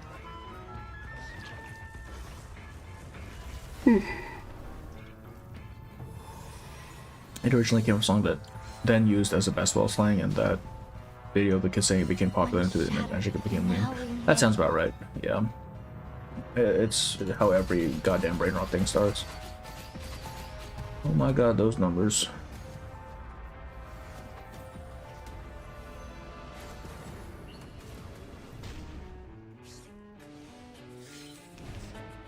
There's more? A shot hit. But wait, there's more. The enemies of peace shall be stamped out. Oh, Shot hit. okay, so is this what causes... Okay, so Sentinel basically just ramps up your blood type by like a fuck ton, it seems. I hope you That like makes a glass sense. of red. That was certainly a choice. Sensing their thoughts. Recycle and build the hidden. Close your eyes. It will all be over soon.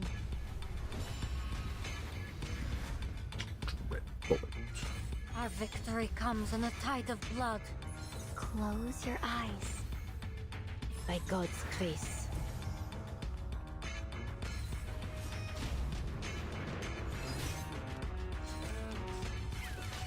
The enemies of peace shall be stamped out. A shot hit. Rotten luck. Now is the time for repentance.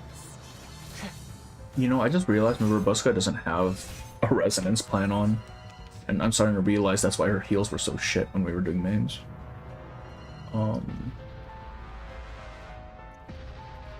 Shoot 'em. Taking a peek and listen Heal. to this. Fucking channel again, I guess? No. Agreed. I want to get her Le thing up. glas funèbre sonne pour toi. Yep, Sentinel both sustains the damage for the team and ramps blood type stacks. That makes sense. Face Okay. the truth. Bunga Bunga Blood Blood is how I use this team, of course. How do you feel about Blood type is stupidly strong. Like, just the sheer numbers they output, it's kind of dumb. I skipped the blood type thing. Yeah, The I don't know. enemies of It peace shall be feels stamped out. significantly more powerful than everything Now is else. the time for I don't know. It might repentance. be. It's between this one and Impromptu, I think. A shot hit. I'm still not sure which one does more damage. Never ending. Like, what is that? What the fuck is that? Jesus. Yeah! Vampires don't just Oh, it is raining. Jesus. Enter. Alright, Rubuska time. So almost certainly this, yeah, this is definitely her After her family dies, right? Because this is her going into the coffin for some godforsaken reason. Oh, that's cute.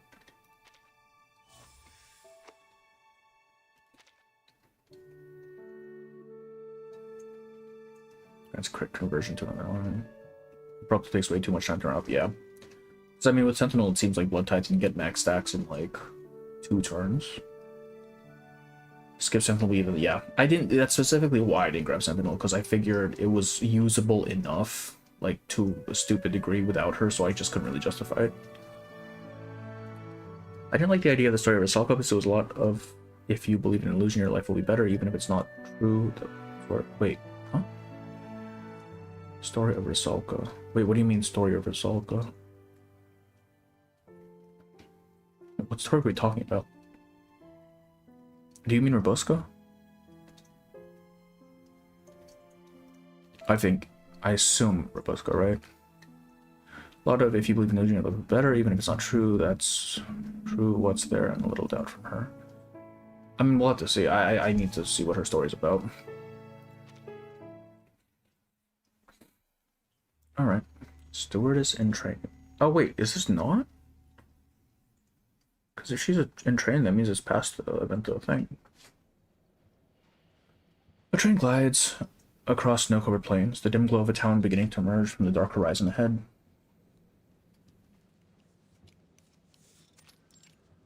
The Danube dawn.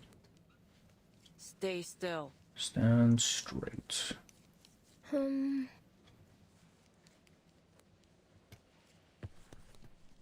A red ball tumbles from her head, unspooling a long strand of yarn that leads back to the knitting needles in the conductress's hand. Her scarred hands do not pause their work. 12 seconds, again. How is that even possible? Turn is round. How can I balance a round thing on my head for 30 whole seconds? Of course you can. By standing properly, you can at least do better than that. I've been keeping this thing on my head forever. Stewardess, Rubuska. I trust you have more than 12 seconds of self-control in you. This isn't to punish you, I'm proving a point. Oh, have a good one, Pedro. The train steward's duties are to patrol the cabins, maintain decorum, and provide service. They do not extend to telling stories of vampires, blocking aisles with inane chatter, or hanging upside down from luggage racks. Stewardess, Rubuska. Have I hired a stewardess or a bat? She puts pointed weight on the word stewardess. I expect you to study your handbook thoroughly, and above all else, that you keep your feet on the ground. Pick up the yarn, wind it back, I'll begin to count again. But the passengers were all having so much fun. She mutters the words under her breath, but nonetheless winds up the yarn before returning the ball to her head. The Danube dawn churns a flurry of whirling snowflakes that rush past its windows. Passengers doze, some write letters in the dim lamplight, and others fold creases into Christmas wrapping paper. The stewardess in training rubs her sore neck as she slips through the cabin, pausing to lift a drop blanket back onto a sleeping passenger. With the yawn, all memory of her posture training fades as her limbs and back droop into a comfortable tilt. Ruby. Rubuska, the conductress let you go so soon. I was so sure she was gonna die. How did it go? Emma holds an empty kettle. Her concern for the trainee's progress is genuine. It could have been worse. Did she quiz you on the safety manual? Section 10? The two stewardesses whisper as they walk side by side down the aisle, mindful not to disturb the passengers around them.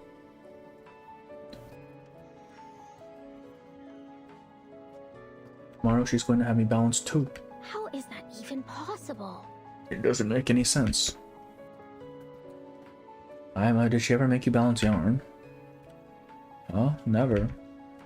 But I have helped the conductress wind her yarn when she's busy. I got the hopeful Yuri ending. No matter how late work runs, she always finds time to knit. The young stewardess drops her gaze as if caught in a peaceful memory. Why is she always knitting, anyway? Don't tell me she's planning to make the whole train a scarf. Her companion can't help but giggle. She has much to handle in a day. The Danube dawn wouldn't be able to run without her. She once told me knitting gave her a chance to wind her thoughts. I'd say she's thinking about far too many things. She looks around at the room full of knitted pieces where even the tiniest ornaments on the table are dressed in finely stitched covers. No more hanging upside down in the cabins. I never want to balance another ball again. She's always so busy, you'd think she wouldn't find time to correct all of my little mistakes.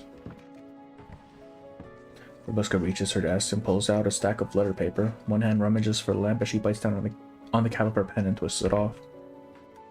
Is she making you copy out the safety manual again? No, or, well, that can wait. I'm writing to Annabelle and the others. I'm going to drop it in the post box at the next station. I hope it'll reach them in time.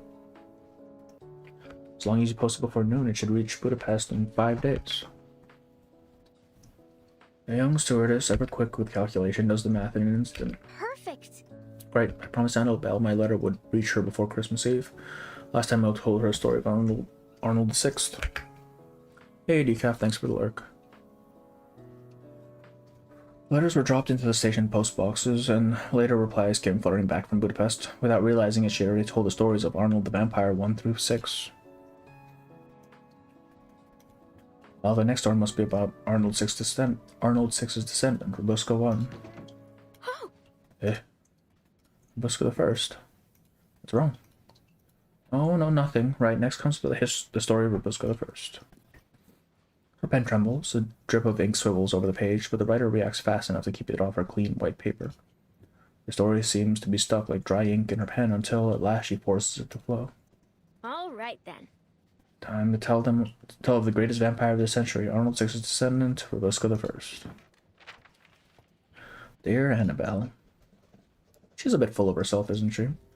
Rubuska the First was born into a mighty vampire clan, a life of plenty, joy, and laughter. But fate tested her early, for her strength showed itself too soon. Don't worry. Every vampire must face trials in their life.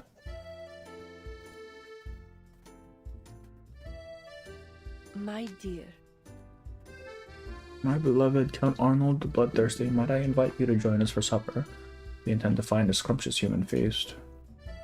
Why, it would be my honor, my lady. Vampires have crept in the shadows of this new world for too long, and I can already smell their fear. This dude has a hell of a jawline. Ah, look who else has joined our table. Our most infamous young vampire, Rubuska. And this one too, another shadow to linger. Of the new generation. Holy, yeah. What a splendid age for our kind. A smiling mother sets plates on a table, covered by a worn cloth. On them a spoonful of beans, sauerkraut, and chunks of boiled potato. Wow. Oh, they even gave her brother a thing. Sigh. I'm telling you, she reminds me of the fucking Bungo Stray Dogs character. Just like the hair and the outfit. My lady, might I request something other than these beans? Why, my darling Rubuska, do you mean you don't care for these delicious tiny human livers? They're good for a growing vampire. Besides, a shadow slithers up the table's edge, forming the shape of a rabbit, then a cat, a dog, a macaw. The shadows come alive, circling Rubuska's plate, pecking at the damp, gray-yellow beans. See how the shadows love them? Feast, Rubuska, darling. It would be impolite to refuse such a bountiful gift. Indeed, Lady Rubuska, I know you must long for these days when we lounged in the finest silks and lounged in the finest silks and supped on only the most tender cuts of flesh. But to be strong, a vampire must have a rich diet, including these tiny livers. Come on. That style is called being poor. Yeah, I mean, essentially, right? You are right, my lord. It was that easy. Damn. Much better, my darling. I'm gonna sup on more than blood alone to sustain an immortal life. Savor all of life's many colors and wonders, my dear. My dear children. Eat well, my children. The glow of her arcane skill fades, and the small shadows sink back into the threadbare tablecloth. Rubuska's eyes flit over her mother's hand, resting on her worn gold ring, then to the plate before her. Once the finest china, now chipped and cracked. The roof leaks, the table creaks, and in the corner lies the cramped and sagging bed they share. Yet it seems to mean nothing when she returns to the cheerful smiles of her parents. Her home is smaller now, but it is still home. She used to be rich then? Is that why she's able to fucking read? In the still night, Arnold V prowls his lands. The white lies, yeah, just to make her behave. The beast awakened from the slumber, sniffing his outstretched hand, knowing his strength and his justice. Many shadows flicker again in the worn gray corner, black silhouettes of animals hopping merrily through the dim room. They sing and dance. They leap and call from dusk to the breaking of daylight, and Arnold roams with them, bringing peace to all beneath the canopy of his twilight forest. The children watch a shadow theater performance as they huddle together beneath the covers, lulled to sleep by their mother's gentle voice. I don't know about Rich, but definitely better off, yeah, I figured. But the sweet weight of sleep is ripped from them by the hammer of gunfire. Mama, it's starting again. Shh, children. We must stay quiet. But they leave. The voice is nearly a whisper, tinted with fear. The gunfire erupts again, closer now. So close it seems ready to pierce the walls of their tiny sanctum. Yet even that whisper is enough for her mother to clamp a hand on her mouth. The enemy has occupied their town. Sleep now, child, sleep. The hammering continues, never frequent enough to become a rhythm, yet never there enough to settle. She presses her hand over her daughter's eyes, her wavering voice whispering a promise neither believes. They'll leave soon. It'll be over soon, very soon.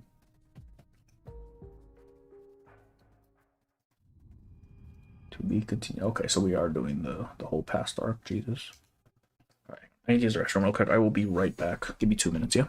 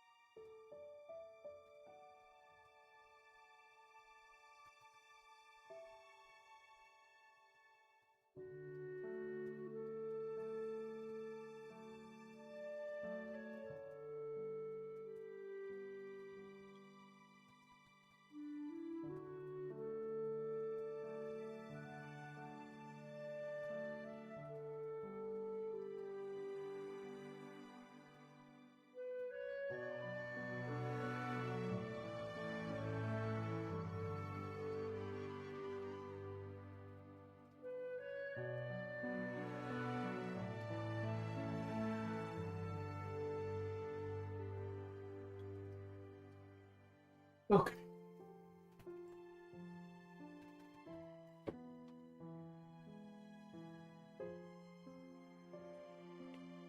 Okay.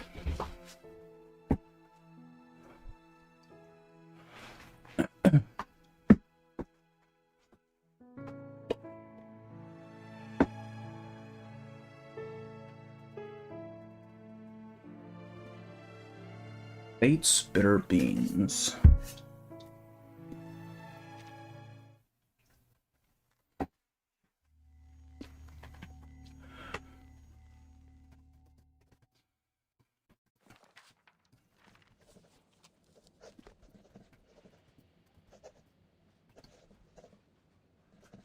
The end would come sooner than we thought.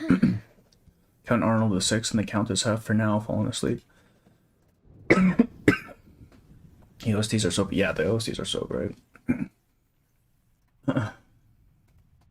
Where's Todd go? It's already dark. Why hasn't he come home? Did he get lost in the forest? I hope not. Imagine the great Count Arnold lost in his own Twilight Realm. Mother sets down 3 plates as the girl giggles to herself, each with a meager pile of livers that have gone from yellow to gray. Mama, the shadows, the shadows. Eat your dinner. Her voice is thin and rasped with each word. No shadows come out to play. A sudden violent pounding rattles the door. Mama, her hand shoots out to cover the boy's mouth, muffling his frightened whisper. Rubuska, quick, take your brother and hide. Not a sound. Don't you dare make a sound. The words come out as a sharp breath. Her face twists with terror. The pounding at the door grows louder. Kolio, quiet. Mama. Come with me. The woman's steps are soft and shaky as she moves towards the door. Rubuska throws open their small wardrobe and tucks her little brother inside. Don't make a sound. Not a sound, Kolio. Not a single sound. Sister. His eyes brim with tears as he is shut inside the cramped darkness. There's no time for her to find a place of her own, so she crawls beneath the sagging bed. The door gives way with a crack. Wind, the stench of gunpowder, and the smell of blood pour into the one-room house. Night patrol. Who's in this house? Just me. Is anyone from the militia hiding here? Answer honestly. I don't know anyone in the militia. Please, you're looking in the wrong place.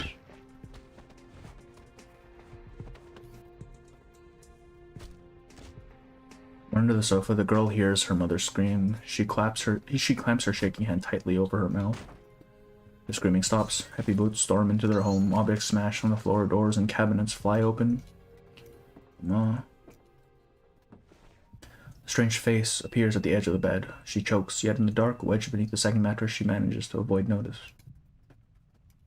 2 children, frail from hunger, squeeze into impossibly tight spaces, escape their search, and by that escape capture. Nothing. The bastard got away. The footsteps draw close to the door, yet before it closes, a small sound cuts out from the little wardrobe.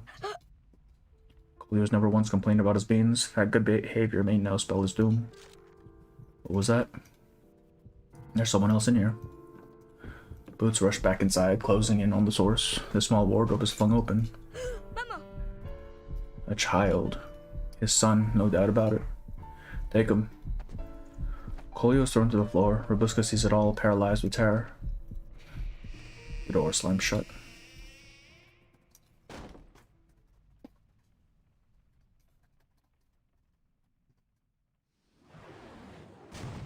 Boom. Oh, we're back in fucking 3.0. The militia launches a final desperate effort against occupiers, but disorganized and unprepared, their attempt at liberation turns into a final massacre. Rubuska staggers over once familiar fields towards an outcropping, avoiding bodies that stare up at her with vacant eyes, until in the distance she spots them, her parents kneeling together before a line of men holding rifles. Dad, Mama. Rubuska, Mama. A soldier forces her mother back to the ground. She runs faster towards them. Rubuska. Rubuska, run!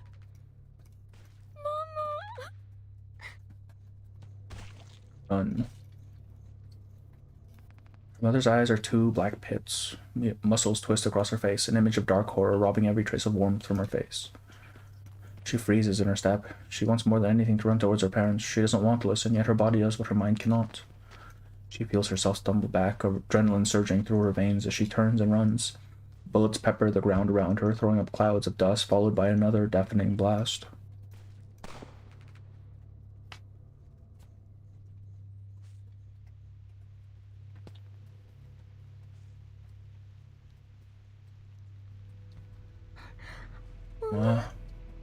Dad. Kolio. What should I do? The town is burning, smoke rises into the sky, and rain comes down. The thunder of war drowning out her thoughts and the screams of the dying. She searches desperately for her brother, only to come upon a scene of horror. Sister, my legs, I can't move them. It's fine, I'll carry you, Kolio. We'll find Mama and Dad together. Sister, everything hurts. We'll go home, Kolio. Just don't fall asleep. Please talk to me, Kolio. She pulls him onto her back and carries him across the blood-soaked ground, unsure of where she's going, hoping vainly to find sanctuary. Her brother moans with every step at first until he falls limp and quiet. He awakens in a jolt, unsure of whether from sleep or a daze, unsure even of the passage of time. The night passes as she struggles towards home. Her legs are bruised and sore, and her brother has fallen silent. Mama! Taco! Where are you? Where are you? Kolio. Wake up. Enough sleeping. No more beans tonight, okay? We'll have some nice warm potatoes instead. The air is choked with ash. She studies the bodies lying in the filthy street one by one, searching their faces, caught between hoping to recognize them and fearing she will. Mama. He returns to the field. An old man lifts bodies onto a wooden pushcart, closing their eyes as he does. A childish thought comforts her. They're only sleeping, she says. They're only sleeping. Kolio. Let me set you down first, okay? I'll have to find Mama and Dad. What would Mama say if she saw you lying about like this? This is no time for sleeping.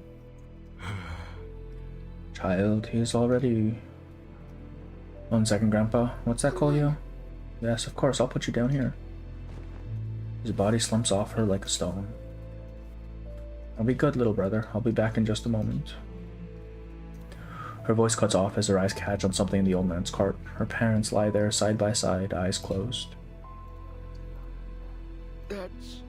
Your parents. Yes, Mama and Dad.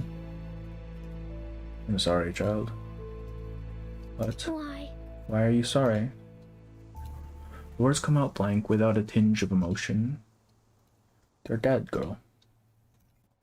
A simple mistake for a human, of course. Those ashen faces and their still and breathing bodies. They're not dead. They're just asleep. A chill runs through her as blood drains from her face. Bloodless lips tremble as she bites her tongue. She kneels, letting her hands brush over each of their cold faces, straightening their hair and their torn clothes. They're just asleep. You'll be alright, just sleep for now. The rain starts again.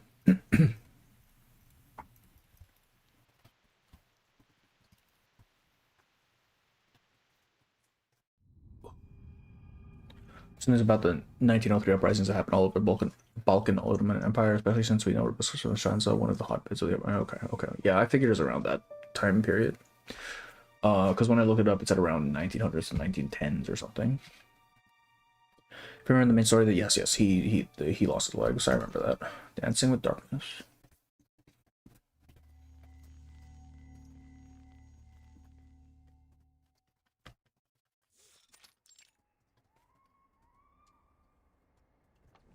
Cart creaks under its heavy load as it wheels towards a wide pit. There is no space left on the cemetery grounds. Dad, you can sleep here. Mom on the right and Kolio. I know you choose the middle. Her small hands clutch a rough branch, digging out a shallow spot in the pit. She can't make it much bigger, but it's enough, just like their old cramped bed in their shabby old home. But as she lays them down, it feels different. There's no warmth in this bed. Sleep now. Sorry, Mama. Tonight I'll blow out the candle for you. Dirt falls over their faces, and she dutifully wipes it off. Her cracked hands not numb enough to deny the coldness. Oh, you're freezing. Mama. We should have laid the quilts to dry in the sun. You always say everyone deserves a warm bed, even vampires. I know what to do. Wait, I know what to do. She curls her arms into a cradle, gathering layers and layers of fallen leaves and twigs, anything she can use to cover them until she can't see their wounds. It isn't a warm quilt, but now at least they seem peaceful, and the girl nods with satisfaction. Cold anymore, right? It should sleep too. Can I be in the middle with Kolio? She lies down in the pit, nestling herself into the space between their bodies, remembering the snowy nights where they huddled together, safe and warm. Mama would tell her stories in her soft, sweet voice until they drifted off. The night deepens. The girl closes her eyes with a smile.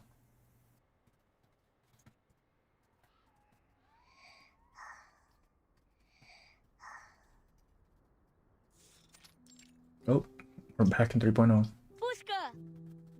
The birds are pecking at our crops. We'll see about that. Jesus, what is that face? The girl skips forward, then breaks into a dash over the field, startling a flock of birds. Stay away or I'll deal with you myself. The flock lingers overhead as a child below waves her small fists. Maybe the birds are just hungry.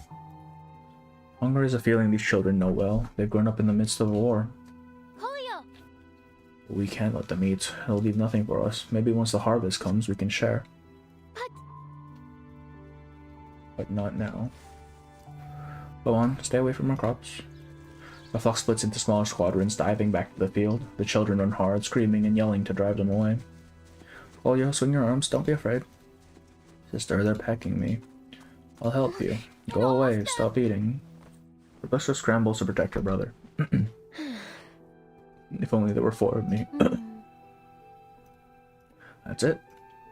She pulls out She pulls out her flute and blows a tone. Note: shadows rise up from the ground. Kolya, don't be afraid. I'm here to help. The shadow is so tall. There's a Rubuska and a dad and a mama and even another Kolya. Even I can't make that many.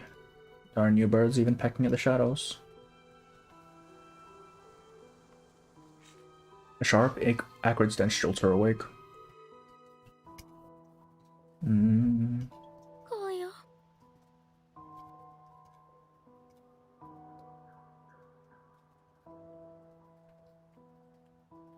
It was just a dream. Her stomach gnaws with hunger as she adjusts her eyes to the light of day, only to be confronted by a carrion bird perched on the ridge of the pit, pecking at her family. No way. Get off them! Go away! She screams, flailing her trembling arms at the bird. But the bird fights back, beating its wings and stabbing at her with its sharp beak. No! No! Staggering to her feet, she seizes a stone and hurls it at the bird. Won't hurt my mama. Get off them! Go away! The bird dodges the stone and veers away, circling high above the cemetery. Rubuska stands frozen in place, stunned. Reality presses in, inescapable. Mama? Don't go! Kolya, don't go! Don't leave me alone here! You need to bury them, child. The old man lowers his cart, another pile of dead, taller than the last. The old man is hunched over, having exhausted his fading strength. Bury. Yes. Bodies have already begun to... But... They're just sleeping. She tries again desperately to plead for her family, not wanting to hear that awful word again. You poor thing, I know it's hard to admit it. They'll never open their eyes again. It's the same for all these others. No, they're not the same. But they're different! She leaps up to protest, but her weakness pulls her back to the ground. We're vampires. We can't die. I can prove it! The girl pulls a flute from her pocket, fingers trembling as she blows the first note. Following her wavering melody, a shadow slides down to the pit and rises up from their cold bodies, taking on 3 familiar forms. Rubuska, my darling, why do you look so afraid, so sad? Later, Rubuska, do you not know this isn't eternal sleep, but only a trial? Of course, a vampire's strength must be tested. My child, we need you. You need to rouse us from our slumber, to rouse us from this darkness. Sister, hurry, free us. Don't let these birds peck at us anymore. Rubuska, my dear Rubuska, my lovely girl, Mama loves you most of all. Dearest Rubuska, you must not forget us. I won't. I'll never leave your side. Those birds will never dare touch you again.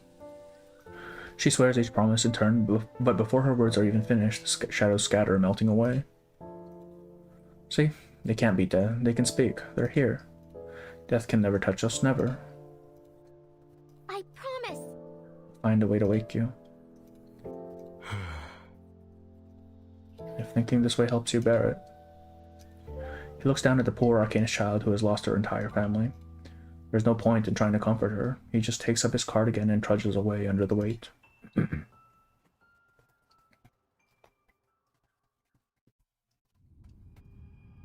I'll scare if you don't know arcane skills exist, yeah.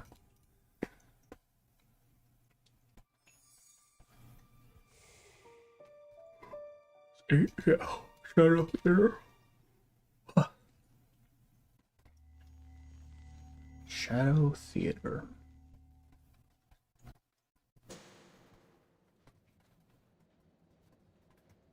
Just like that. And so, the great Rubuska discovered a way to speak with her kin, vampires enduring their trials in the darkness through shadows. But this was only the beginning of her own challenge. Once again, she called on her uncanny wit, searching, sensing, until at last she found a way to deliver them from the dark.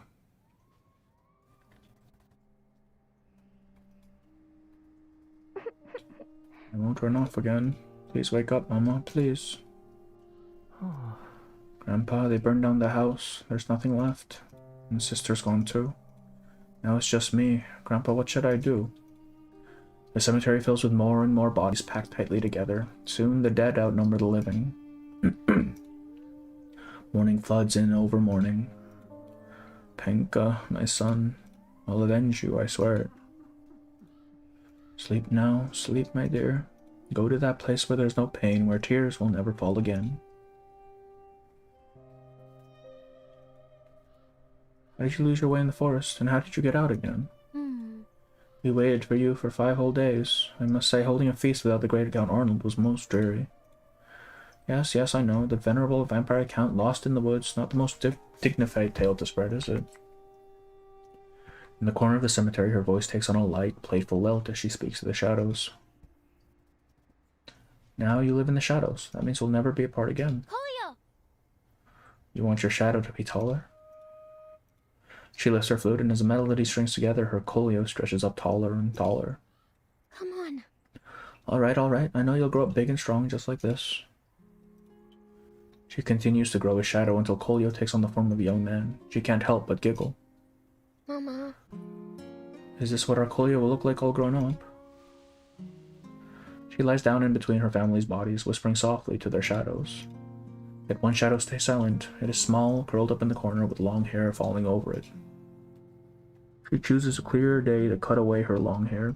In the light of the blood moon, they rise in stride under the veil of night.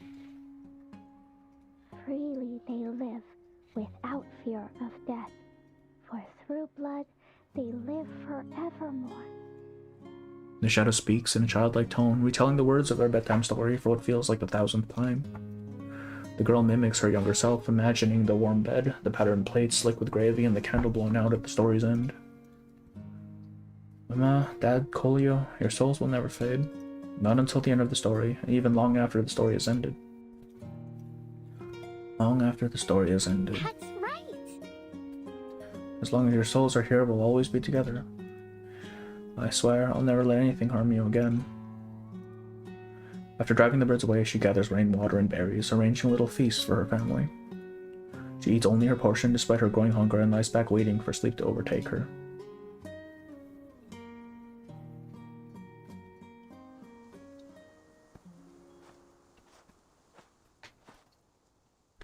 No. Wait, this one's still alive. There's a girl sleeping here. My god, poor thing. The firelight breaks a patch of the night. The sleeping girl stirs awake at their voices, sitting up warily. You... What do you want? She sits covered in mud and dirt, hugging her knees, cheeks sunken, eyes like black hollows. You should... I think it's time you said goodbye to your family. Just as we must too. Pray for them, won't you? Pray their souls have already found peace. The torchlight wavers over their closed eyes. Their bodies are still and rotted, but she cannot accept the plain truth. You're wrong. Their souls are right here. Child, the woman's voice is calm and nurturing. Yet Rubuska pierces the night with a sharp note, as a familiar, desperate melody follows, and black shadows rise against the night. In the glow of the flames, the outlines sharpen, like living figures standing over their lifeless forms.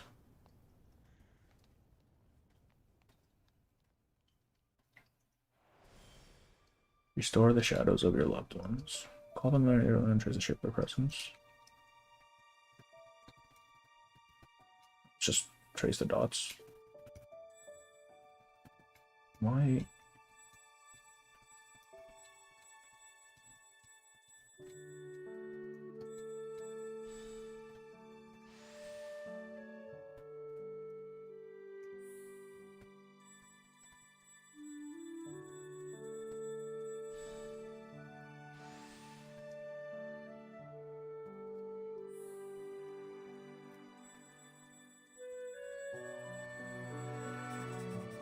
completed.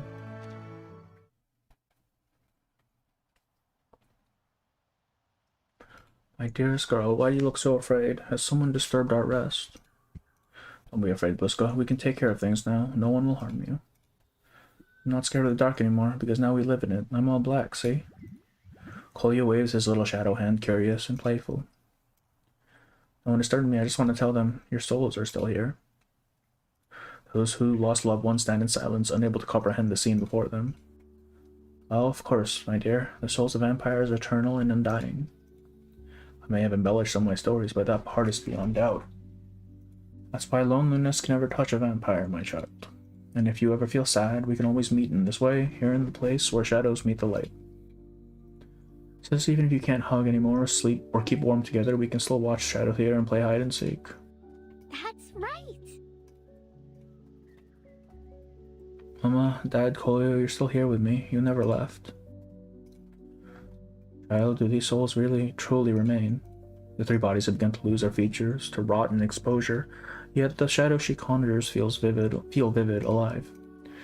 They do not speak. Not really. She only shapes their voice with her own, mimicking their tones as if all three souls were speaking from within her. We are a vampire family, you see. They just temporarily step into the night. But Our souls can never be parted. Pale and dizzy with hunger, she still speaks with total conviction. Then could you help me? Could you bring my child back? Let me see her again. Oh, my Melina. I just want to see her one more time. She was gone before I could say a single word. She buries her face in her hands, weeping. And my Penka. His body wasn't even whole when he died. Who could do such a thing to a boy? He was only 7. Please. Child, let me speak with him just once more. I want my mama to come back too. If only Grandpa were still here.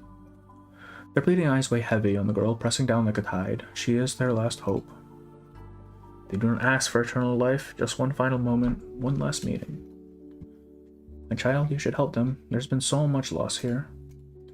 I believe you can do it. You've already found a way to reach us again. Rubuska, this is why vampires are strong. We are united, and in that we are eternal. You're right. At last, faint smiles and hope return to their pale faces. Before them, the girl stands as a symbol of salvation.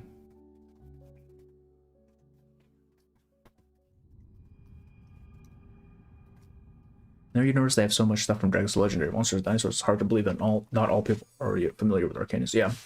Like, surely I would say most of society knows. I can't think of any instance where, at least so far in the game, where, people haven't realized someone's an Arcanus or something, right?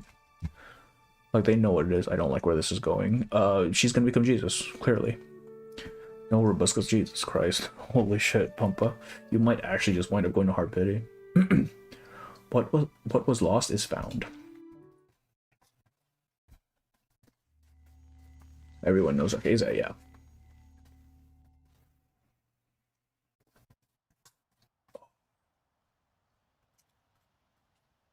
One, 2, 3, 4, 5, 6. She takes on the burden, counting softly with a solemn expression. To call back souls that have strayed into the dark, I must understand them. How many days have passed since the patch release? I think it's been almost 2 weeks at this point. It might actually have been 2 weeks on some change. It's like saying an American person doesn't know African American. Yeah, exactly. They're basically just a part of the world. And souls hide in shadows, so there must be enough light. when the moonlight hits their grave, they'll find their way back.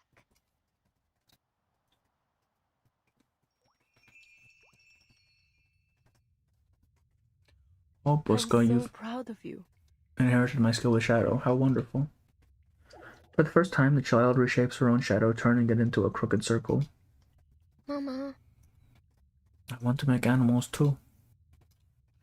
My dear Rubuska, we must begin with the simplest things first. A circle, a triangle, a table, a tree. Under the candlelight, her little hands fumble at shadow shapes, painting with the darkness.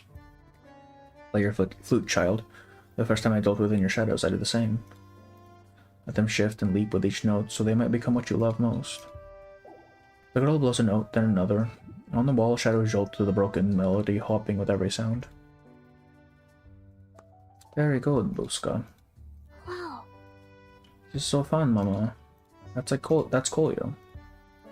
That's Dad. She plays her melody, bending light and shadow, shaping all things she loves most. And last is Mama. Oh dear, Rubuska, do I really look like this? Mama's face.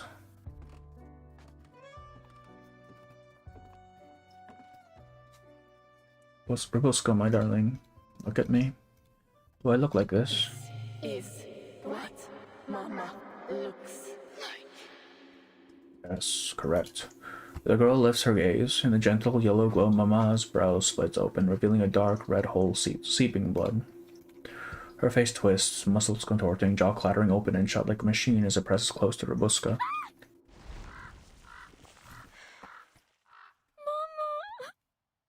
Moonlight pours into the cemetery. She murmurs beneath its silver glow, walking past row upon row of bodies. They're already rotting, but the living wander beside their dead, clinging to a new hope. Child, might I see my Milena tonight? It's Panka's birthday. How is he feeling now? Oh, how I long to see him once more. Grandpa, I found my sister. She's sleeping, just like you. Yes, will my mama ever open her eyes? I just want to hold her again. She has come to know the lives, passions, and memories left behind by the dead and their unfulfilled wishes.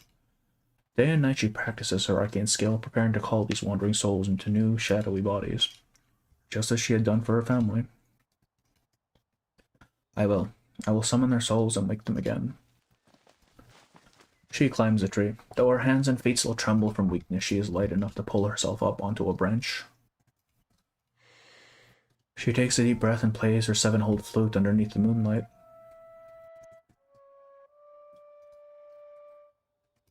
Her shadow spreads out beneath her like an overflowing pool, flowing into the silent bodies and slowly standing them up.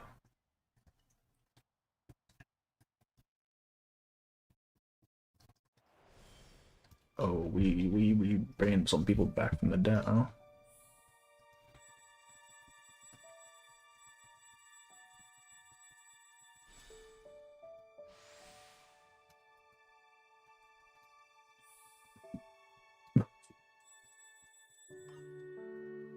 Oh, go back, go back.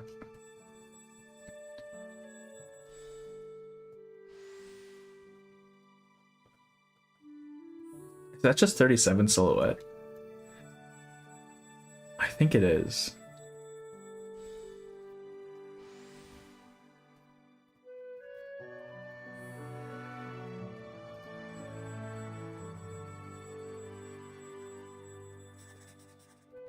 I don't even know what this is supposed to be.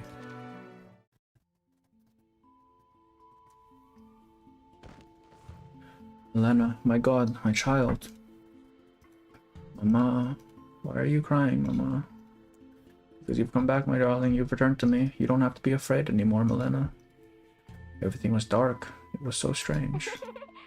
I feel heavy and light, like I was here and gone, but now I'm inside the shadows. I wish I could hold you again, Mama. Why not? I want to hold you tight again, my dear. She stretches out her arms, sharing a hollow embrace with a shadow of her child. This feels so nice. Mama feels the same. Penka. I'm here. Did you bring food for Turvo? He keeps howling. I couldn't sleep. The shadow of a shepherd dog happily circles beside the boy. Penka, Turvo's still with you. So loyal. Of course. He was always right beside me. Oh, you look... Great. You look well. You look intact. I'm so glad. I couldn't find your right hand. I hope you won't be angry with me. How could I, Papa? I'm with Turvo here. We're safe and we both miss you. Penka. The man breaks down, sobbing. I'm so scared. Will you come back? We'll always be here for you. Don't cry. Grandpa. Jordan, how's our land? Oh Lord, let the rain fall steadily this year. These old bones of mine won't be hauling water anymore. Don't cry, child. I don't need to eat or drink now. Much easier that way. You're so silly, Grandpa. In the graveyard, shadows stand tall. Through the girl's mouth in the tree, the dead once again commune with the living. Rubuska's face is pale, her forehead covered in fine sweat. Even near collapse, she still pushes herself to maintain the shadow. I didn't realize, but the corpses are right there. They're literally just bodies there. My dear. Hey, darling, you've awakened so many souls. Newborn vampires. I doubt they ever truly knew a vampire before or imagined they'd become one themselves. Wow. Doggy. Mama, Dad, and Kolio, you'll never be alone again. Far from it, this place is livelier than ever. Even the balls at Castle Arges would pale in comparison. I think it's our duty to take responsibility, to guide them, to care for them. After all, our lives are eternal, and this path has only just begun. That's right. Yes, we must stay close together. No matter whether we walk in light or in shadow. She sits in the tree, watching the shadows as they stir the hearts of survivors, giving them courage and hope to carry on. Okay. Until a shot rips through the night. What are you doing here? The shadows scatter with a sound, dissolving into the night, and the living jolt in panic as if being ripped from a dream.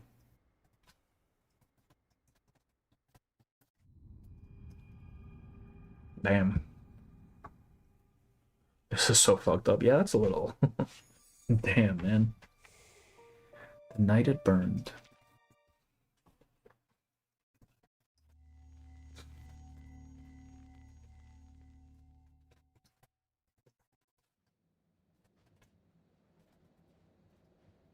Just like that.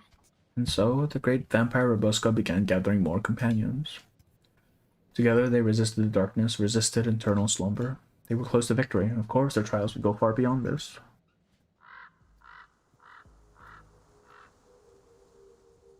What are you all doing here? Did you forget the curfew? Civilians are not allowed at night. Hands up. The cold muzzles of rifles are raised, aimed at the unarmed civilians. Step forward, one at a time. No running. Keep still. The soldiers raise their lights, check to gather people for any hint of rebellion. Suspicious. Before they can approach, a sharp note cuts through the air as a shadow sweeps past them. The hell was that? Run. Her words burst out from her perch on the tree. The mourners freeze for a moment, stunned by the weight of the moment, until at last they break into a desperate run, scattering, ignoring the rifles pointed their way. Right there. In the tree, aim there. Gunfire erupts, but the black shadows throw off their aim. Bullets fly off harmlessly into the sky. Can't see a thing. Don't let them get away. Soldiers chase after the shadows as they dart in every direction, giving the civilians precious time to escape. Damn it, Commander, I think these must be the bodies of their families. They're rotten, disgusting. I've just been here watching them. The graveyard reeks of rotten death. The soldiers roughly prod the corpses with their boots. Burn them. Burn them all. The decayed bodies are piled together. Fire catches on cloth first, then hair, then skin. Flames soar high, smoke billows up until it swallows the pale moon. The graveyard glows blood red. Wait for them to return. We'll stage a lovely reunion.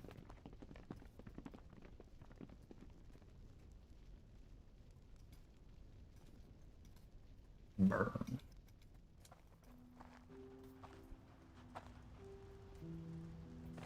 Oh, they actually changed the graveyard CG. Lena, my child, I'm sorry. Shoot. Of devils, damn bastards, they'll burn in hell. My son, Grandpa, the fire's burning again. Just like when they burned our homes, now they've burned you and Sis too. Everything's gone. The air fills with grief, hatred, and pain. Rubuska retreats into the forest as the fire devours what is left of her family, the rising flames turning the graveyard into a hellish scene. You can't just burn away the souls of vampires. No fire ever could. She affirms those words with complete conviction. They don't need their bodies. Nothing can destroy them completely. Because their souls have entered the shadows, and shadows can't be destroyed. In the light of the blood moon, they rise and stride under the veil of night. Freely they live, without fear of death. For through blood, they live forevermore. She lifts the flute to her lips, firelight dances across her face, and she plays a tune as it flickers. Black shadows rise, 1, 2, 3. They stand in silence, remaining beside their loved ones in another form. Her song becomes a requiem, mourning the perished and their homeland left in ruins.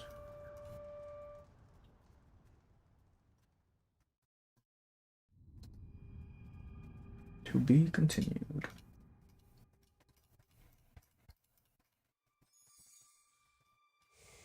Resurrection in quotation marks.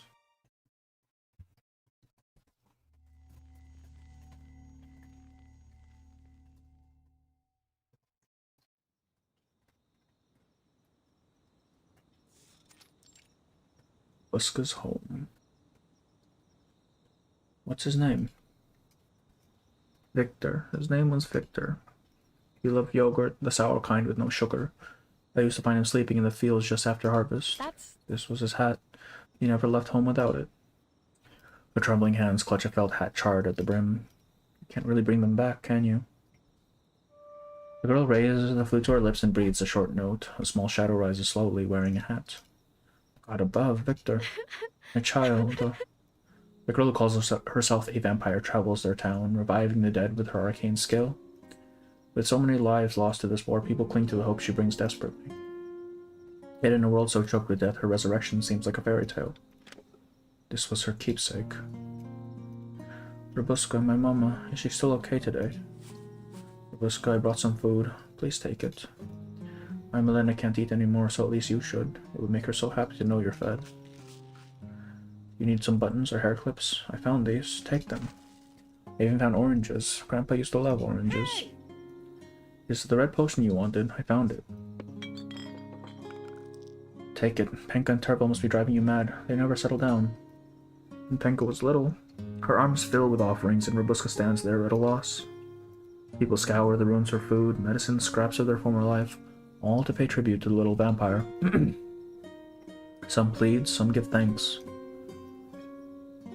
Her mind stirs with familiar voices. Now, without even calling on her shadow, she can hear her family's voices. Take what you need, darling. Preserve your life. You've already brought so many souls together. You're very dear to us. You make us so proud. These are tough times for vampires. I can only imagine how difficult it must be for humans. If only it were not this way. This war is terrible indeed. But though we vampires are strong, there's a shame that so much has been put on your shoulders, my dear. Become a real vampire queen. Just like Arnold V, everyone looks up to you, right?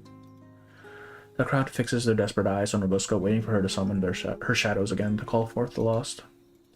Her claims of being a vampire are an afterthought. They care only what they can to see. They care only that they can see their families again. Truth and legend mingle in their grief. A vampire should never use her vampire should never use her powers to bargain for favors. Your loved ones, like mine, already live inside the shadows. You have my word. I don't need these things. Her eyes fall on the paltry food they come to offer, trying to silence the protests of her aching stomach. Oh. The starving child cannot keep up her performance. She leaps into the crowd to grab the offered food. Eat, Rubuska. You vampires can still eat human food, can't you? Doesn't matter. You can't keep starving yourself, girl. You're still just a child. Child. She whispers it and hesitantly picks up a cold meat patty and takes a bite. I haven't had meat in so long. Thank you. She takes a red potion and some food, enough to sustain her a little while longer. Looking through the glass vial, the world before her bleeds red and her eyes are stained the same. She blinks once, twice, into a world turned crimson. Oh, that's how she gets her red eyes, okay.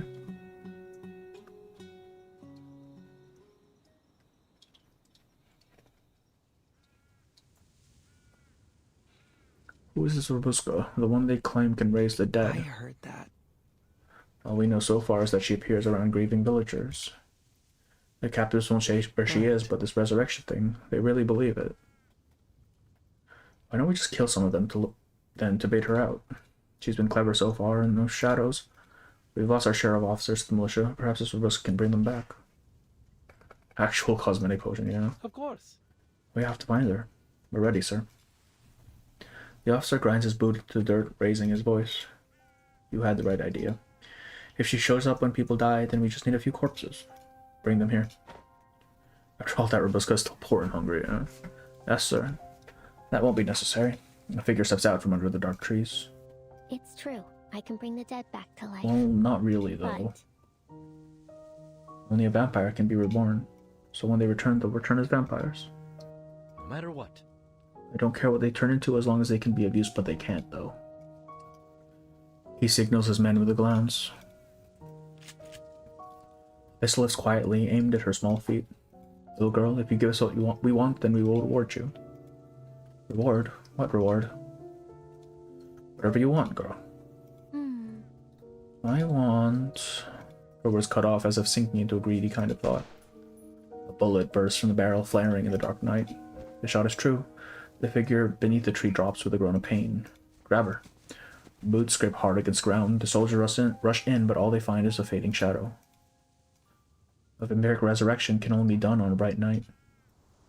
Her voice changes direction, echoing from far away. I'll wait for you here on the next full moon. Don't forget to bring the reward with you.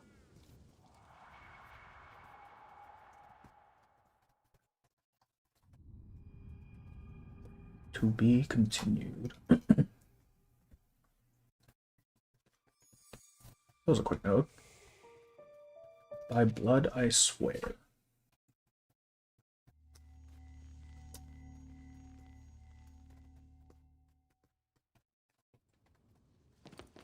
The full moon rises as a troop of soldiers marches into the cemetery. Keep your nerves steady. This vampire may try to trick us. Just remember, those shadows of her have no flesh to them. They can't hurt you. She's just a sly little brat. Now we put an end to this. He hisses out his orders. All across the town, rumors spread of the dead rising in the cemetery, reaching even the soldiers of the garrison. Now bathed under the stark moonlight, the place is especially eerie and cold. Merry Christmas. It's not quite Christmas for me yet. It's still the 24th, but Merry Christmas to you if it's Christmas in your time zone, I'm assuming. His words do little to calm his soldiers' nerves. No matter what. We catch her tonight. Eve. Yes, it is Christmas Eve for me. If we can't take her alive, then we put her down. Well, I guess Christmas Eve morning, but you know. His face twists, his voice a snarl through gritted teeth. A single flute note splits the silence. She's here. Don't panic, find her. As the sound of the flute grows closer, the soldiers scramble to find its source, only to find something far more terrifying. Shadows surge up like giants towering over the cemetery. They close in, looming over the soldiers below. They grow until the cemetery is consumed by darkness. Stop. Steady, men. Do not shoot. His voice is drowned out by the music and the panicked murmurs of the soldiers. The dark figures looming above them excuse me. Looming above them suddenly crash down, forming into different shapes, covering every surface. The graveyard becomes a pitch-black hell. A hell in which all their worst nightmares are magnified. Bro, when did her arcane skill get so fucking strong? What the hell? Oh, Jesus Christ, man.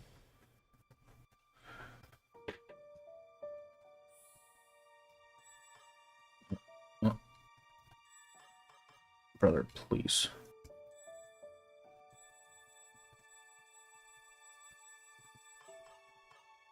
Okay. Nope. Brother.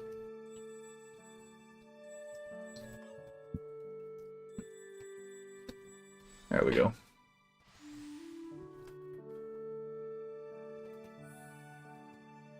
This is supposed to be a letter to Annabelle? That's true, yes. Well, the letter's cute and embellished. Yeah, this child... I don't think Annabelle's grown up proper. I'm not gonna lie to you.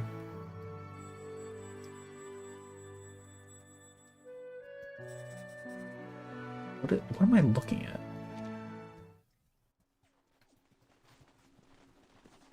Help! Yeah, demons. Gunfire cracks, bullets shred into the dark, but find no purchase. Stop! Hold your fire. They're only shadows. You'll never become a vampire. The officer keens his ears, trying to find the source of the voice. He fumbles for his pistol, but finds his hand trembling too much to aim it. You'll only die in terror. The moonlight will burn your skin. The darkness will devour your soul. And even in death, you'll never find peace. You'll be cursed, tormented forever by the endless longing to be what you never can. I swear it. The officer empties his pistol in a blind panic. Silence. The shadows stand unmoved by the grave. By the graves. Among the graves. What's wrong? What the hell? I thought they had heard wailing cries. Now only silence. The soldiers pant, guns still raised, ears straining. Only the wind answers. And I'm sure the letter's filtered to be cool and not gloomy, but we are seeing, I don't know, I kind of like the idea that she's just telling Annabelle all of this. And so, the great vampire Rubuska is finally reunited with her family. And they had more companions. Together, they guarded their land so that no one could trespass there again. Once peace had returned to her hometown, Rubuska sensed a greater calling. So, she set out once more. Wow. Ima sits beside her, eyes sparkling in awe at the tale of Rubuska the First. It was incredible. She truly is a remarkable vampire. Clever, brave, and unyielding. Truly a remarkable vampire. The tone shift is crazy, yeah. She praises her sincerely, warm words stacking one after another until the storyteller's cheeks flush red. Well, you're not wrong. That's the end of Rubuska the First story. As for next time what shall I write about next time? She puffs her cheeks and balances the quill under her nose, frowning in thought. It's obvious. Now you must tell them what happens to Rubuska the First next. Next. This is the event story. It's character story. Some of the lines in character story are voiced. It's kind of a crapshoot as to which they pick and choose. Except for like some of them, which kind of makes sense. I don't know. Her adventures are still going on, are they not? So she'll soon have all kinds of new adventures. She smiles softly, her voice filled with warmth and encouragement. You're right. It's time for a new story. Oh, I'm. Oh, right. She pushes the letter towards. She pushes the written letter towards her, her tone pleading and serious. This letter, will you help me make it better? You've already taught me a lot. I fixed all the spelling mistakes I made before. How did I do this time? Is it any better? I'm still wondering how she's able to fucking read, dog. Like if she grew up poor. She gazes at her friend with eager anticipation. But Ima simply slides the paper back. I don't think it needs any edits. This is your story. The story of Rubuska the vampire. You should keep it the way it is. Her lips curl into a smile, so sweet it warms them both to the core. Thank you. But maybe you can look for any spelling mistakes. Check it over one more time. A knock comes at the door. Come in, please. Come in. Real question, should Ima be a 5-star character? I feel like she could be. I don't think she will be, but I think she could be. Like, in terms of design, it's not as, like, overly designed. No, I wouldn't even say overly designed. Not as intricate, let's say, as a 6-star typically is. But I think it fits well into, like, that 5-star, that 5-star role. Like, if you look at all 5 stars, they're not quite as extravagant. So I think she would fit. A tall and slender figure steps into their cozy room. Isn't it a little late for you to be up? We're busy, Mom. Conductress, we're writing letters. We're going to drop them in the post box tomorrow at the station. Should both be asleep. I see my training hasn't quite set in, has it, Rubuska? She presses herself flat against the desk, terrified. Another special training session is about to begin.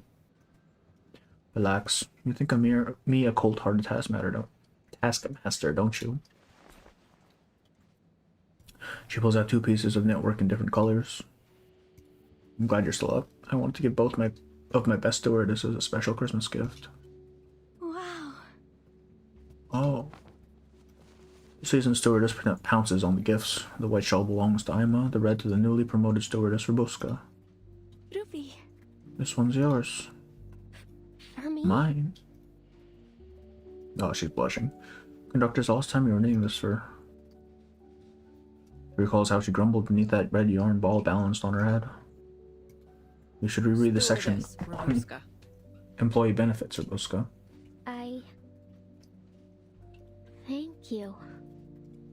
Doctress. She unfolds the red fabric. Rather than a shawl, she finds it drapes much lower, like a crimson cape. It may not be as grand as a true vampire cloak, but it is warm and soft. Merry Christmas. Merry Christmas. Merry Christmas. Merry Christmas. Right on time, too. Almost right on time. She hugs the knitted red cloaks tightly to her chest. I'll never hang upside down in the carriage again. Cross my heart. Yeah, I don't believe you.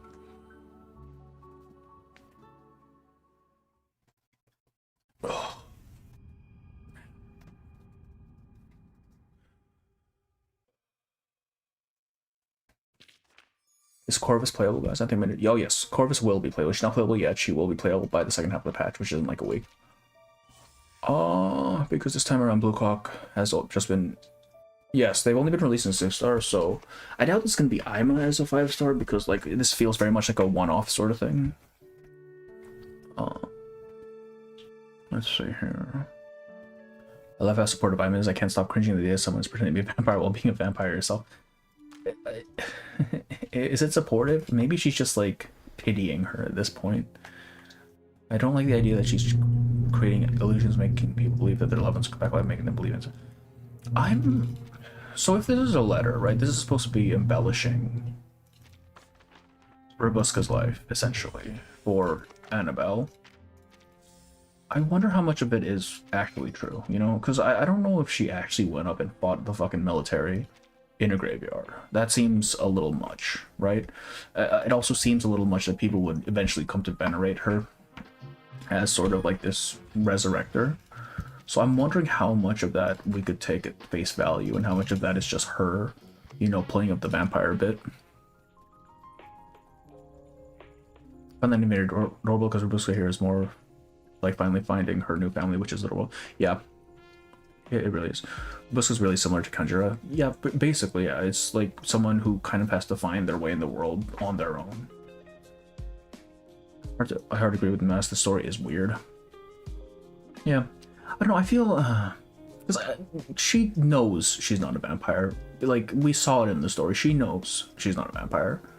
I don't think it's so much self-delusion as it is kind of honoring the things her mother left her, right?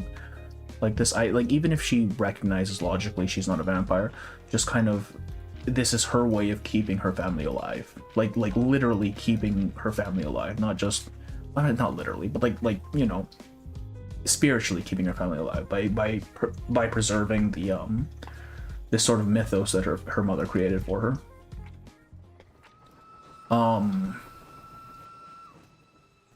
So like, I'm not gonna say that she isn't fucking delusional, because she is, but I think there is. I don't think it's like wholly delusional, you know. We begin with white. I feel like we saw everything that actually happened because of things she mentioned, which respect to her in the carriage. Still tells us way more. Yeah, that seems to be the case as well. I don't know. It's most of it does seem to. It's the last one, the whole like fight in the graveyard. That one seemed way too like dramatic and like it made her seem like a badass, and that seems like something that someone who is telling a story would do to make themselves look better. You know what I mean? I think I said another stream, but I think it's a coping mechanism. I think it started as a coping mechanism, but I think now it's literally just like Choco says, it's a memento of her family, right? Propel us forward. Pre-story event actually has a story. Yeah, I've heard that as well. I'm assuming we don't need to know too much about the first one's story because I don't think there was a story in the first one. Well, I also played not tonight, because it's getting kind of late. In winter, birds hop around. I do have a little bit of time, so I probably do just do the other mains.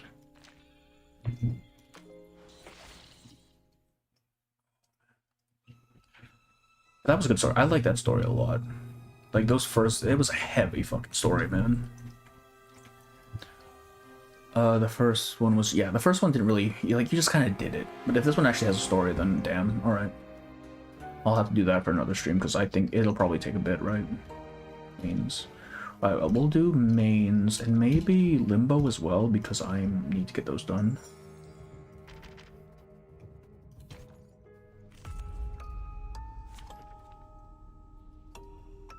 Excuse me. Great things.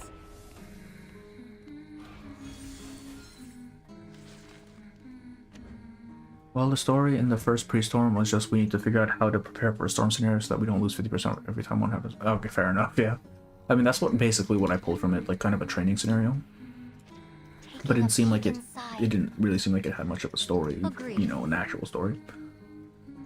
Sensing their thoughts. Listen to this. Close your eyes. But if what we see is true, then doesn't that retcon the fact Rubuska ran away after she had a nightmare about her rotting family? Come with pain. the timescales are like the timescales are a bit weird because we don't know how, because it's been several months, maybe years, most likely, before she's arrived. No, definitely years, right? Because the sprite's different. It's been several years, so she might have stayed in that place for a bit before finally moving along. Like, assuming the graveyard thing happened, right, and she antagonizes the militia, then at that point, I assume she has to leave, right? She has to go off on this, like, adventure because, like, she can't stay there anymore. This. Agreed. This. That was certain. Close your eyes. It will all be over soon. I don't expect much more in this pre-storm. Fair enough, yeah. Like, I don't even know what sort of story they would do for this. Here's something fun for you.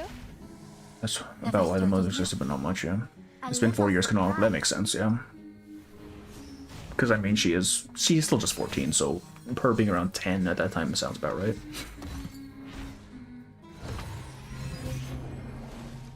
God damn, that damage. Need to refresh. We're at 53. We can definitely stack those. Smack him with that. Hit him with that. Enter the gate and see the light.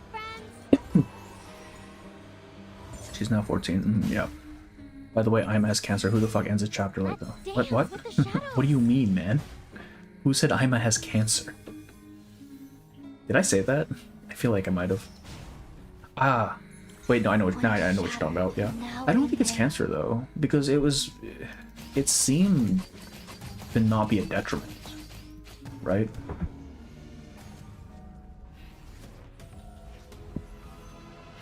Because this was supposed to be because it was supposed to be Valentina's, like, thing that keeps her stable or whatever, by healing, Ima. Which, that's crazy, that Valentina can make someone immortal, essentially. I don't think it's cancer either. It's just a very strong regenerating factor. Because I feel like if it was cancer, or at least something, you know, cancer adjacent, they would have definitely said that, right? Or at least they would have painted it more of a negative light, but the way they painted it was more just that, it seems to just kind of be a non-issue. Level 27, probably hold on to that for now. Close your eyes. It will all be over soon. Story of the first one uses magical objects similar to storms. It occurs from XU to reveal invade the. Very well. The path will become clear. Valentina must have turning people into memory. That said, since the note said Ima needs to cover herself up. That is true. I don't know. Maybe I'm not sure. It's a bit. I feel. I don't know. It doesn't sound like a detriment. That's my main issue with it, right? But I feel like they would have been very explicit about telling you how bad it was for her, if it actually was that bad for her. That was her Sensing their thoughts.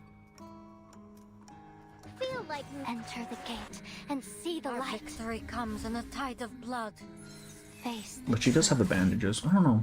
Now, give us a big smile. And I was right. These were her. This was her family, the ghosts. I mean, the shadows, rather. I just assumed that, but I'm glad we got to see it, you know, verified. Now remain.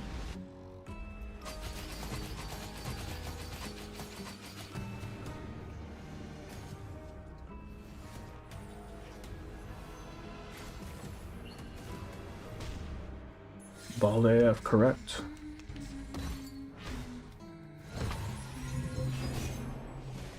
My god.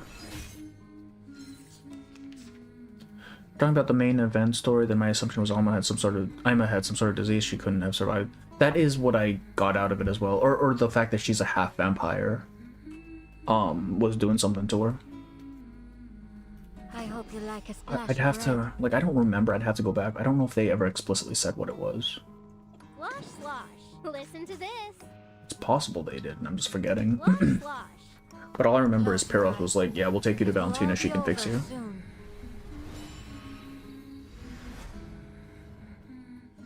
dance with us. How about a game of hide and seek? Jeez, I didn't realize she heals for this much, what the heck?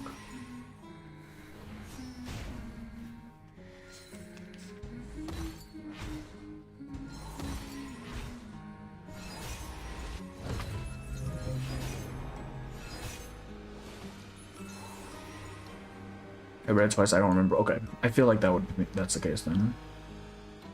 Because I feel like I would have remembered if they had mentioned it. That. Sensing their thoughts. Listen to this. Feel like making. Enter the gate. Why does Rubuska have an overflow mechanic? Like, I feel like they're just tacking, like, it doesn't matter. Not that it doesn't matter, but, like, it doesn't fit. Like, she doesn't care about ult in the same way that an ult team would.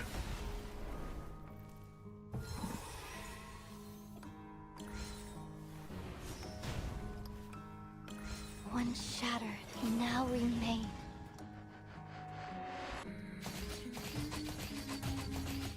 Why is the damage so low? Her heal scales off her max HP and target. Oh, that makes sense. I also remember I forgot to put a resonance plant on her again. Whoops. Why was the damage so low there? What the hell? I hope you like a splash of red. Agreed. Handle it. Slosh, slosh.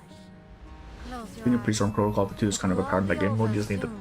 patience for her constant follow-up. Okay, I actually just got Fit 2 and just got her built. So I'll probably try using her. Flying handbag for only 3,000 Turbidantes. And rebuff caps out on one of her team made she gains Moxie. I don't know. Yeah, but I'm just like, it's not even that, it's just the fact that, like, I don't understand why they gave her the extra Moxie. the overflow Moxie. Away from me. Because I feel like that's just a ult team sort of thing, right? Which, like, this isn't. I forgot to use this. Sensing their thoughts. Taking a peek and Let's use these eternity cards. Handle it gently. Close your eyes. Curse from the XU2 video have this role in this. Oh, that's right, I forgot about that. Hey. They're also the Boston Pre-Storm one. Right. That's what I remember them from.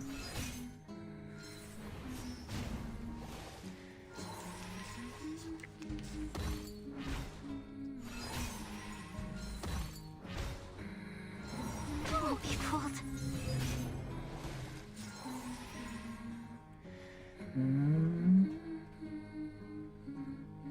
Wait, where? Okay, we'll do one more round, then I'm calling it. Cannot be bothered. Do that. Can do that. Sensing Do their that. thoughts. Do that. Enter the gate and see the light. Close your eyes. So true. It will all be over soon.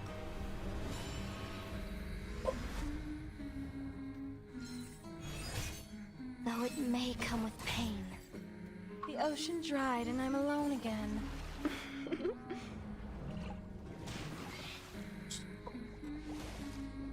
I think we can do Limbo.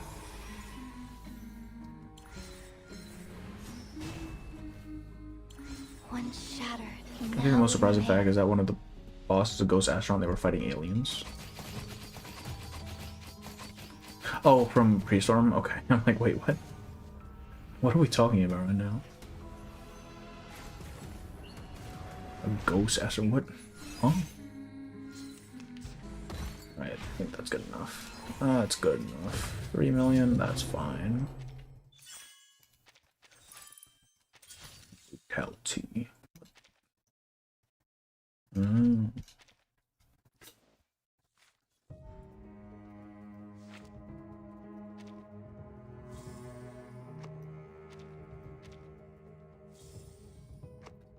Easy peasy. The last one is tomorrow, actually. Okay, well.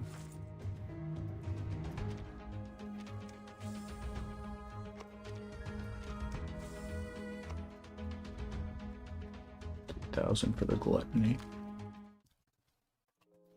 Alright. Let's quickly do Art Psalm and then we'll call it. When is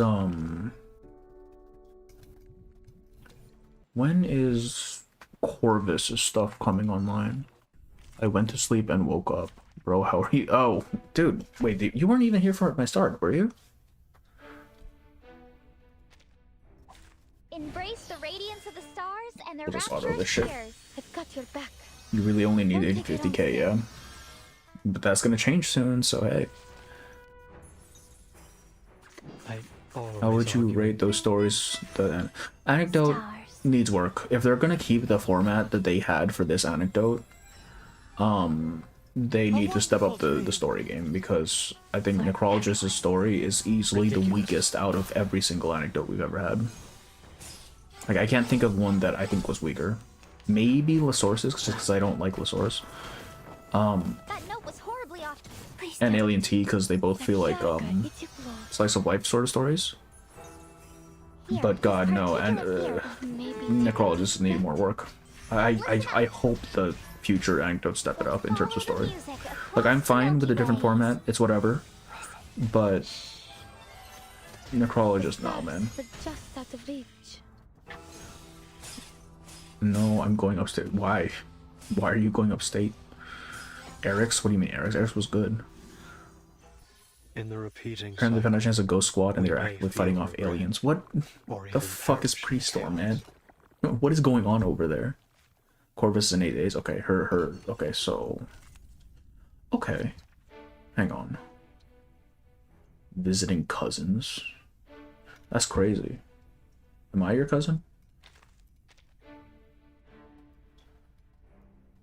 What am I doing? Oh wait, they want Star for this one. I should have used. It doesn't matter. It doesn't fucking. Why? What is this team? Oh no, I was bond farming for this guy. All right. All right, we'll switch these around next time. Anyone queasy seeing blood? Eric was good. Eric's was great. Less Source Sanity was fun enough to be entertaining. Yeah, I just prefer more of like the character study sort of stories where we actually like learn about the characters instead of just stupid shit going on. You know, like Alien T had a little bit of that, but it was still primarily just weird shit, you know? Enter the gate and see The story equals wacky as well, yeah.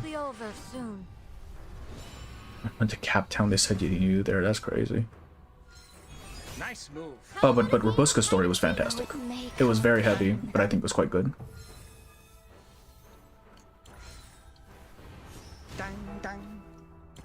Once shattered, now remade. I really wish the AI was better at fucking using this girl's ult. But honestly, it doesn't matter. Because they just die anyways. Can I give everyone a ride on my back? I like how in her art, in her ult, her chest gets like significantly larger. Because they don't look like that in the ult, man.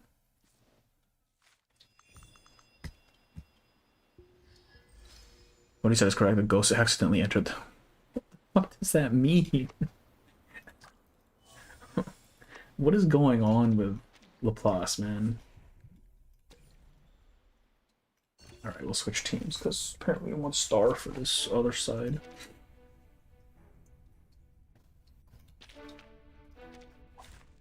Blood Tithe isn't even really mineral, is it? Because like the primary DPS is Spirit. Like, what's going on there? Taking a peek inside. Enjoy it, friend. That's where she stores her blood tide. Yeah, actually, though. Okay, wait, no, I want you to look at the ult when she uses, because I'm pretty sure it's going to use it. Alright. Like, look, she's fairly flat. She's not completely flat in her art, but I want you to, like, when it goes to the over-the-shoulder view, you need to look at it, okay? Also, Lorenz mentioned in Pre-Storm, we're getting... one of these days we'll actually have, like, full Lorenz lore, and it's all just gonna be through random breadcrumbs that they spread throughout the story.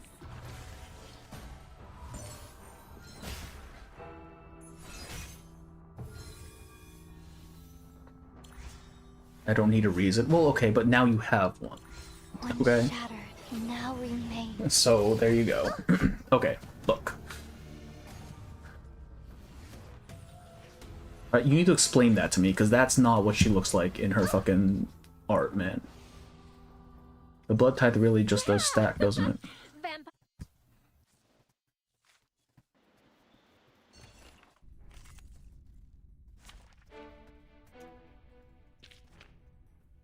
Silver Palace is still lagging on a 4090 at 40 FPS.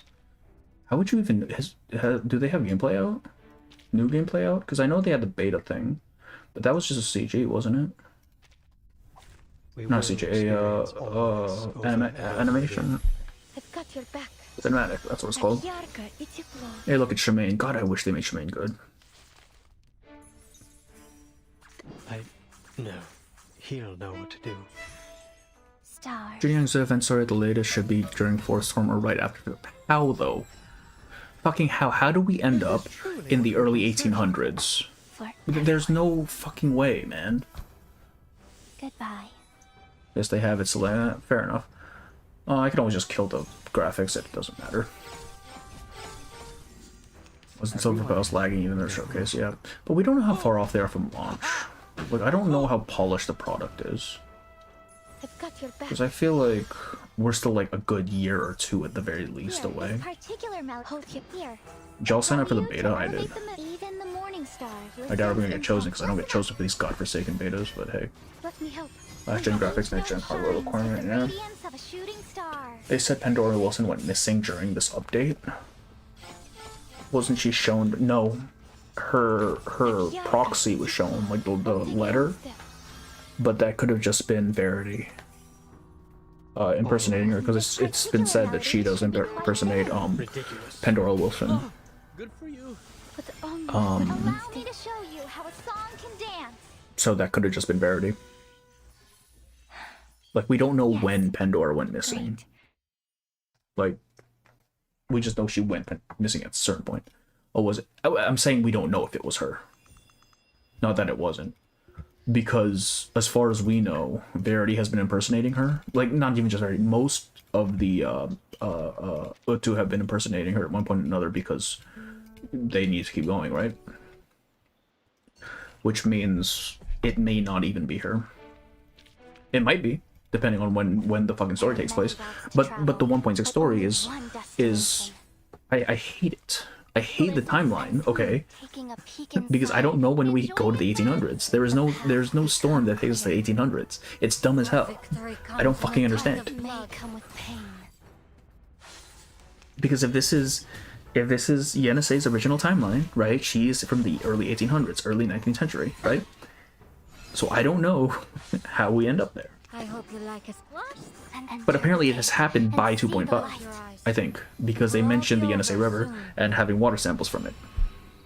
And the whole town being caught up in like a weird temporal bubble, which means we must have been there at a certain point. I don't know how.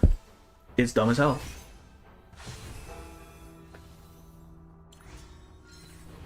Unless that was the original timeline.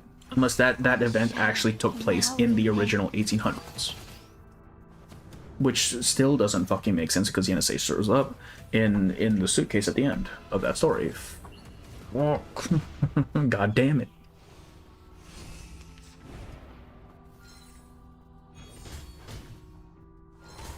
Like, if she were to show up, she'd be like 90 years old. All you know about 1.6 is that it takes place before chapter 1. That's my assumption. That's my assumption, right? It has to happen. Except we know pretty much when all of the storms happened at this point, prior to chapter 1. So it must be original timeline if it has to be before chapter 1. Which then makes me wonder how the fuck we got sent Yenisei.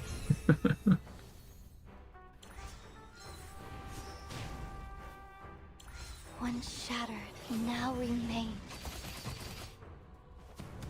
Wait, Yenisei is a mermaid. She's Rusalka, or at least partial Rusalka. So that could probably contribute to her longevity. I mean, the true timeline isn't the same as the time we went there because we time traveled somehow. In 1.6, yes, but they mentioned specifically that Pay City was under some weird temporal anomaly. That could be just divorced from the storm entirely.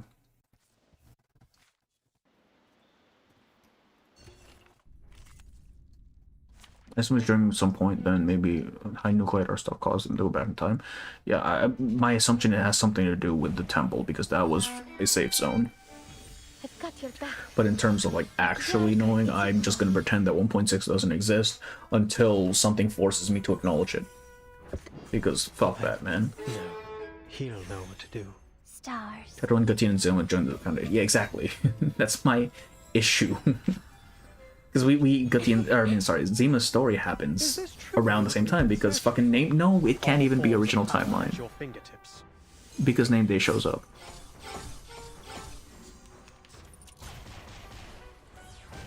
Unless Gutien's story takes place several fucking years after the 1.6, which it doesn't seem like.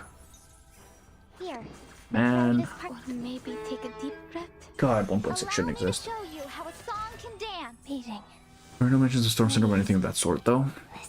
What, for the Pay City? No, it's not that the Pay City wasn't caught in a storm. Pay City was just weird. They've just said it was an anomaly. Let me help, please. There's definitely more stuff that'll happen in a bit. Probably. I don't know. If we ever do go back to Pay City, I really want them to clear the fucking shit out, man.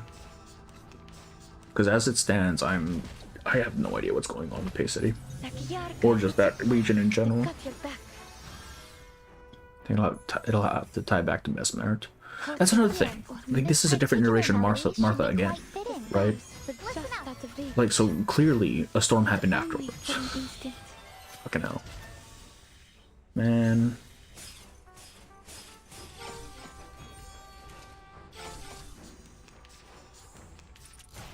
Watch out!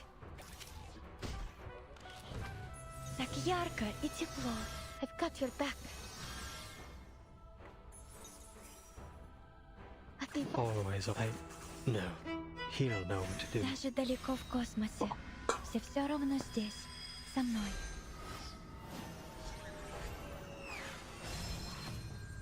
Everything is... Jesus Christ. For everyone. Ridiculous. Definitely pre-1991 because they showed Mesmerit in the wine episode. Yeah. Like, it has to be before that. It just doesn't make sense for it to be original timeline, true timeline. Unless we accept that, that Zima's story, or at least the end of Zima's story where he meets Name Day, is 100 years later. Which, I mean, that's possible, sure. I don't think there's anything that directly, contradicts that. I don't think. It's been a long time since I've read 1.6. But, yeah. And it also means Pandora Wilson's old as fuck. Or whoever is impersonating Pandora Wilson's old as fuck. Actually, that might be... Pandora Wilson, that might have been the original Pandora. If we're gonna assume original timeline, then that might have been the original Pandora and she's just really long-lived. Right? For whatever reason. She's an arcanist. She probably has some weird shit in her blood. What a story happened after the Pay City story in Zima named it, you know, saying it just happened to be in a storm safe site. Don't take it on step. Well, that's not my issue though. My issue is that it doesn't line up. Because we know when the first storm happened, and Pay City should have, in terms of timeline, should have happened 100 years before the first storm. Minimum. But 200 actually. Almost 200 years prior to the first storm. So, like, what the fuck is going on there? Right? Like, 18, early 1800s, yeah. Like, the timeline is just kind of fucked right now. So, I think the most conservative assumption to make is that it is original timeline and the Gutian story just takes place a long time after that. Because I don't see it working any other way. My very first theory was that it happened after the events of our story, but we now know that's not the case, right? Because it's mentioned in 2.5.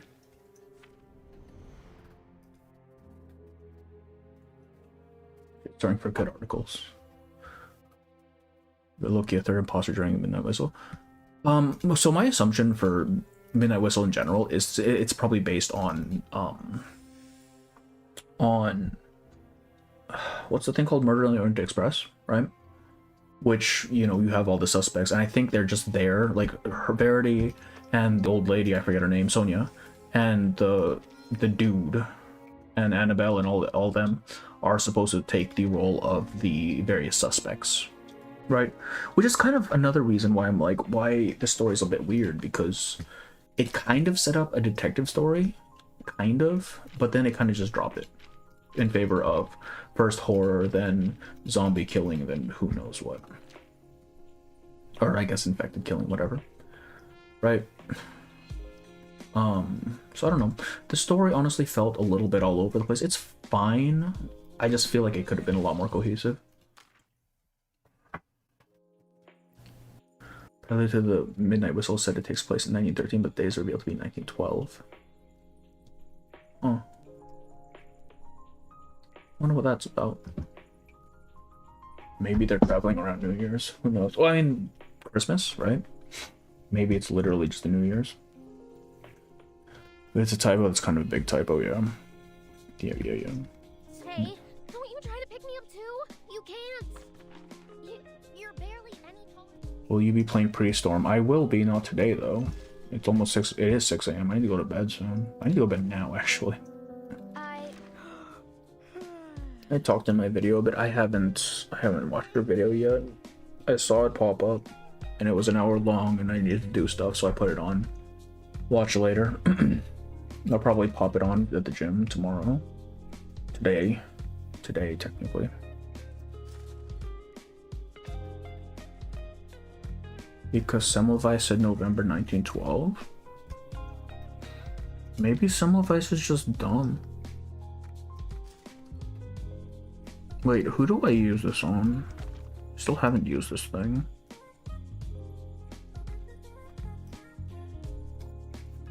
Like, realistically, who do I want a potential or a portrait of? Melania P1? I feel like it's the only one here who's actually useful.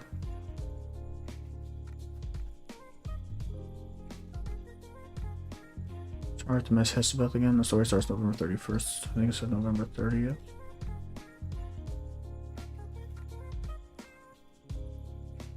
Okay, but like November has, yeah, 30 days.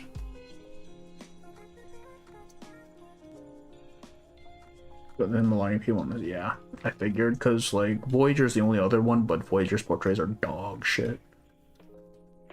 Sure, let's do that. No nuts, so I know. Fair enough. Wait, oh, too late, Buffer. We got her. Honestly, I don't think it matters. I probably. Oh, you know what? Probably Voyager, because they're doing the whole revamping their portraits thing. It doesn't matter. I'll probably pull more of them anyways.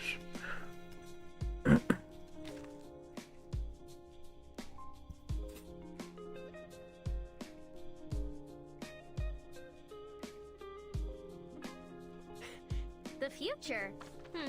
That's a long... Also, I mean, wait, you guys are right, November. Yeah, November has 30 days. It's interesting how vampires are portrayed. I think it's more of a cultural thing. Some stereotypes are just not true, but others aren't. I mean, it's one of those things. It's like the folktale thing, right? Like, how much of it is derived from folktale, how much of it is exacerbated for you know, dramatic effect, how much of it is actually true. Exaggerated, not exacerbated. Right.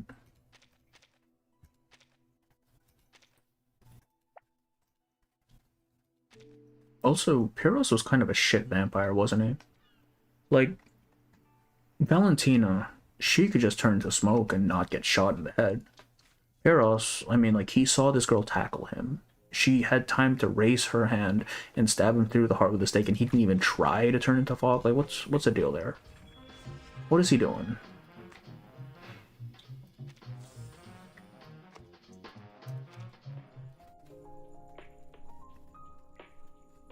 He was high on his own. Exactly. Like, what's going on there? Also, Semmelweis, like what? How do you kill a vampire, man? Because it seems like Semmelweis would have died with the burning heart thing if she hadn't turned into mist. That seems to be the read I was getting from it. Otherwise, why bother turning into mist to begin with?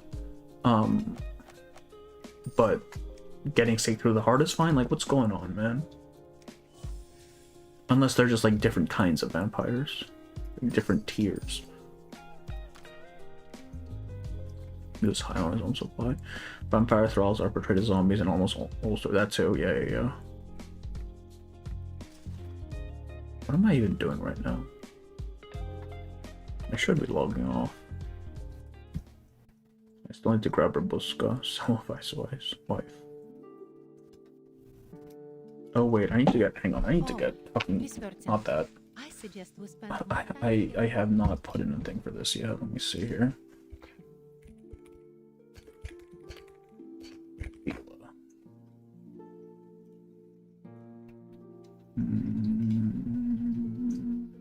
Where's Vila? There you are. Resonance. I'm assuming it's this one.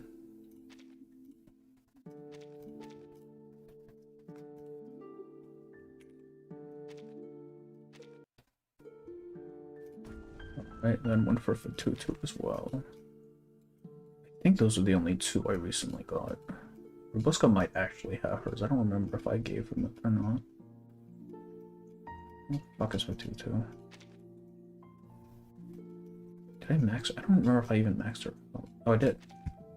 I'm so glad to have you here. No, I mean, I'm so grateful. Why did this child not have a good fucking story, man? Alright, let me see here. Where is Tutu?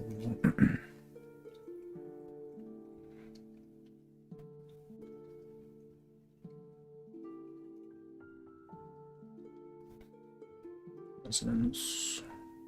Copy.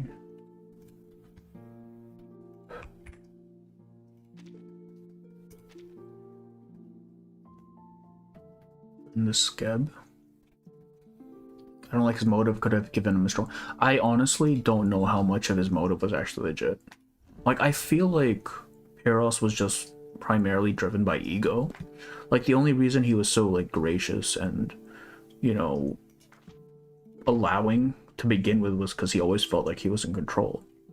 Right? But the moment he's no longer in control, that's when he sort of crashes out and just goes full evil guy. So I feel like the whole... Like, he might have had... Okay, shut up. I feel like he did have those intentions at the start, but they never were really the forefront. They were never the main point, right? I feel like they were just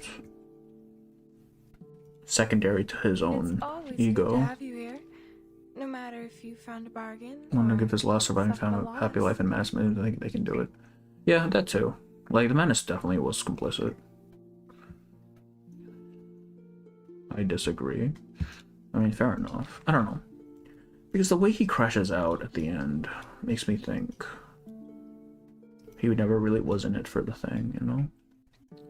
Manus that deluded him into being egotistical. I mean, that's also possible. But we don't know how much influence Manus really has on him, do we? Like, we know he heard the song, and I'm assuming they talked at a certain point. But I don't know. Have you not heard of Demos? Demos. Like he wasn't able to overcome his failure in the resistance group and compensated by trying to effectuate big changes in the world with crazy plans. That too. Actually, that's probably a big part of it. Just the fact that, you know, the progress was just too slow for him. Which is kind of stupid because he's a vampire. He's literally around forever. I mean, I'm so grateful. Right? And he got impatient. Please. Man, I want to play Arknights.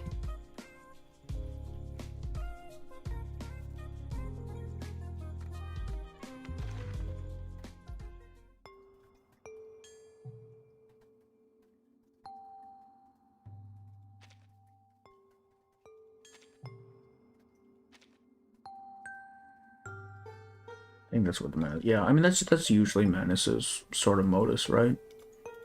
They go in, they tell you what you want to hear, and if you're desperate enough, you join their cult. So just every cult to ever exist, really.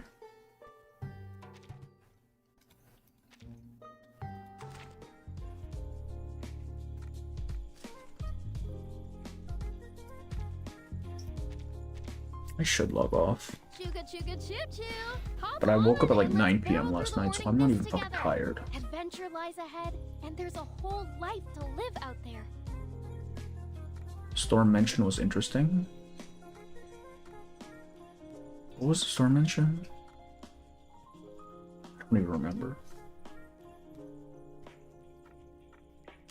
I know they mentioned it a little bit. I don't remember if it was anything significant or not, though. I wonder if it means 1912 1913 was vampires. I don't think so. primarily because the onset of the infection was very explicitly stated to be because of the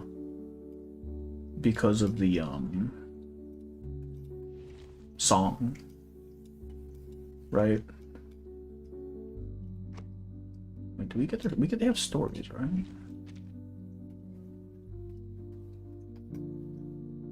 I need to read these. Holy shit.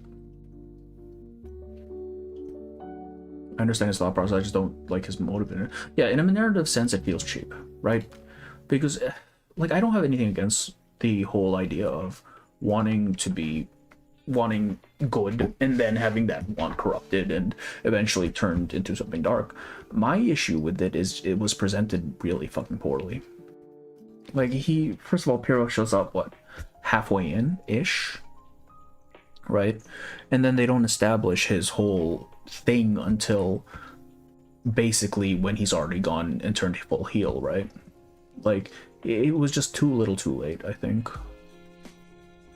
Hey, the train. Hey, and that's just kind of, you know, annoying to me. I mean, I might as well do dailies since I don't really feel like going to bed yet. Let's do more events. I don't remember if I did more events dailies today or not. Oh, it already put it up. Nice. Sound on. Please.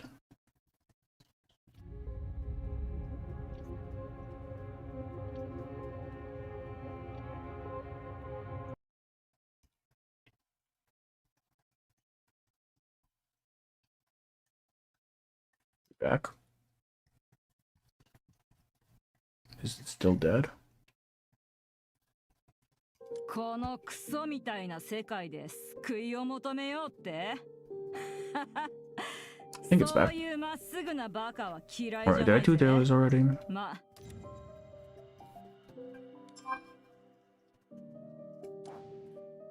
Jesus Christ, okay. We're back. Alright, how many do I have? 150. Okay, so yeah, I need to run story because I can't get this skin until I hit chapter 7.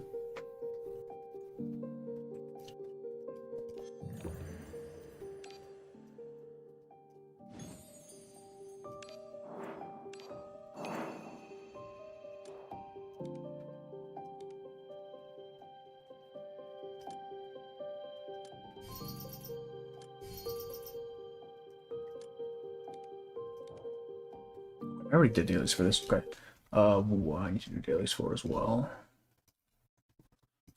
I think that's it. Shit.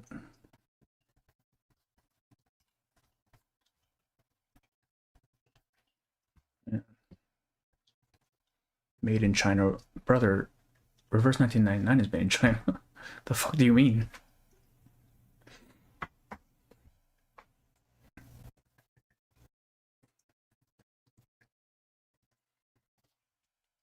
Oh.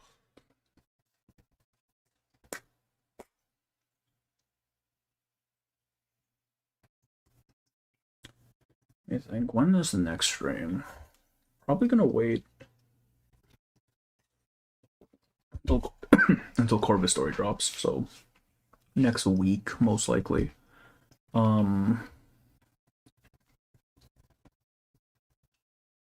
Maybe I stream something else as well, because I do need to get through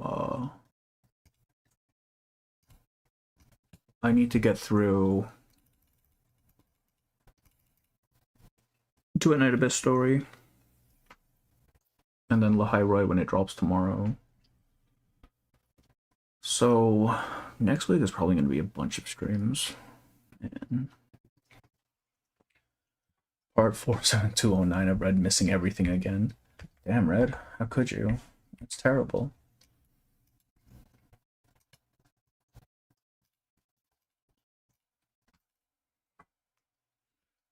I got an A in all my ECE classes. I don't know what that means. How did you miss everything? It's very difficult. It's like middle of the day in the Philippines. No, you're not late. No, of course not. Surely.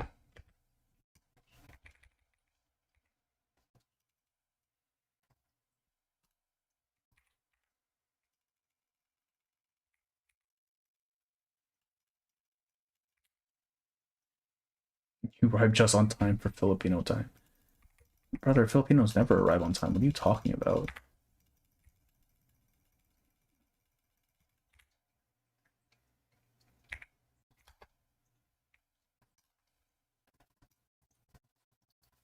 What do I need to do? Who needs stuff?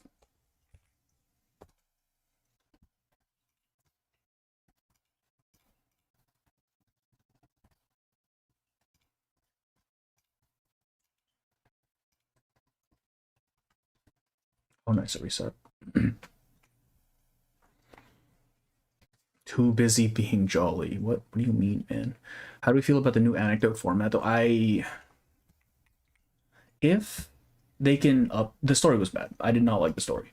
The format I'm ambivalent on. Like, if they can make it, like, good, like the story actually good, then I don't really care about how they present it. But if this is going to be the standard going forward, I'm not going to be happy about that.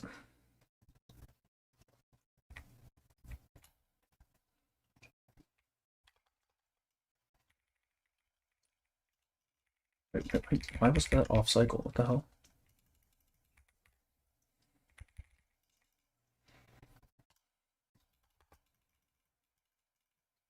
I don't know how to get the fucking yellow talisman.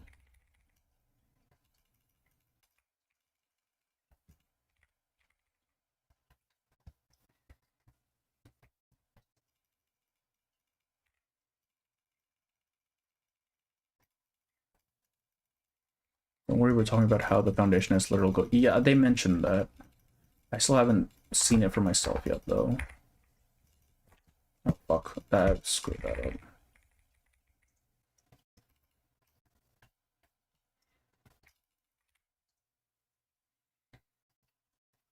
Format feels like it has potential, but aesthetics are fine enough. Yeah, like, I don't mind that they don't have, like, the whole CGs and stuff anymore.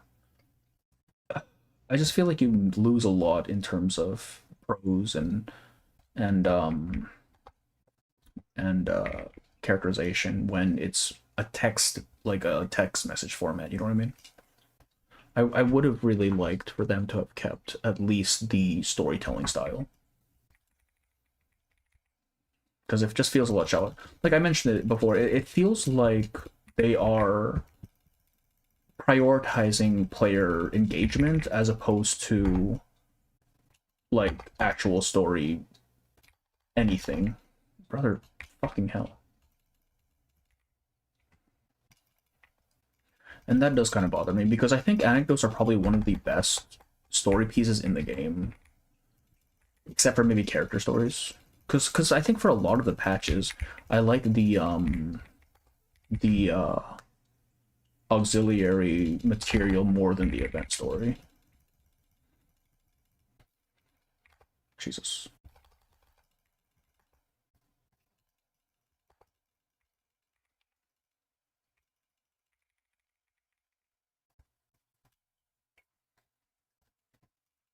They had to drop the budget this update for what's to come. But I mean, like, this is the method going forward for anecdotes, right? So it's not even just for this update, at least from what I've heard.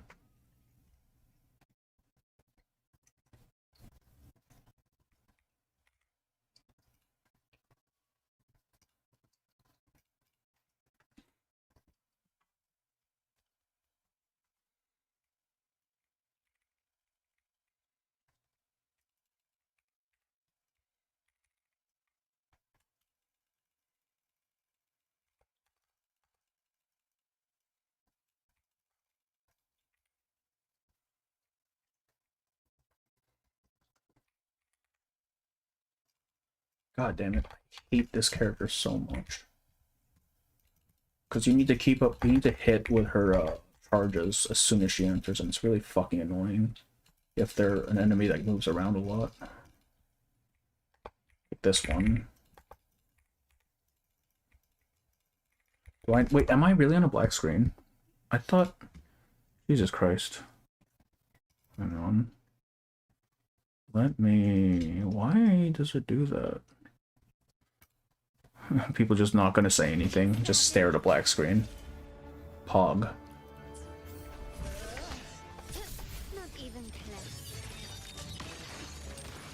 It's too late, yeah. It's funnier this way. I mean, it is, isn't it? It's just me staring at, like, nothing. For the past 5, and no one said anything, that's fine. No one's even here anymore. It's not reverse anymore.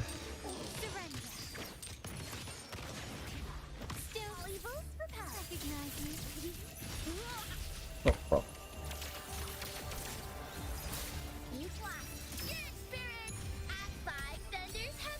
I said, does he know? Oh, that's what you were referring to. Okay.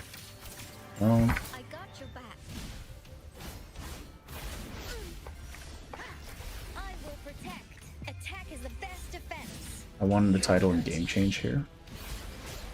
Wait, what do you mean? I'm not gonna change the stats for like 5 minutes of gameplay at the end. That's too much work. I'm not really a streamer, guys. I just sometimes go online.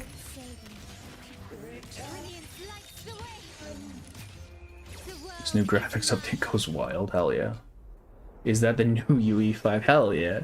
No man, the new UE5 is just fucking Silver Palace. Trust. They just have it under a shell company.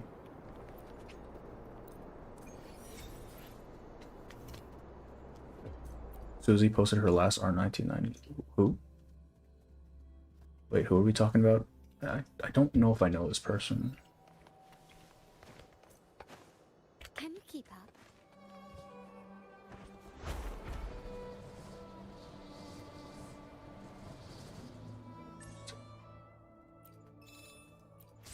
I thought the update was today, man. Okay, not that. Oh, the thing's already over. Okay. I think she's moving to... I've been finding some new reverse content creators on Twitch. I don't really use Twitch, that's the main thing. Like, it's just kind of a pain in the ass, I'm not gonna lie. Alright, I need to do tacit suppression.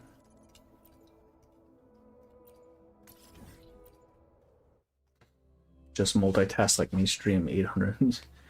I mean, you don't even stream them at the same time, though. You just switch between them. Like, a real multitasker would have all of the screens up on the screen at once, man.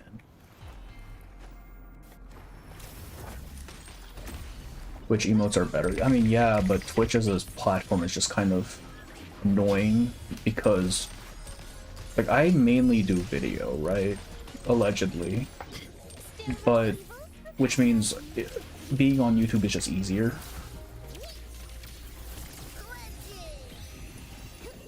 But, which means I don't want to have to, like, do a whole other thing for Twitch, you know?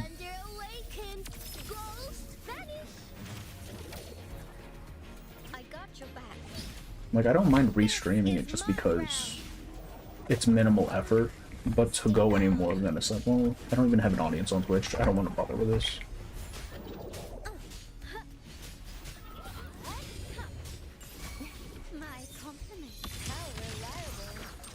God, I need to get Lumi up so I don't have to use this girl anymore, I forget her name.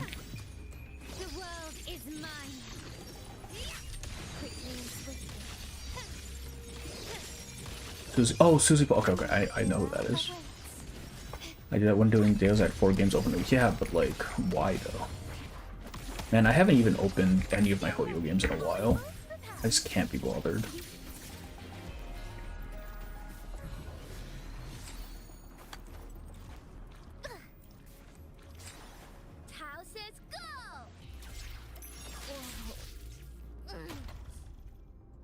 Okay, I think that's it.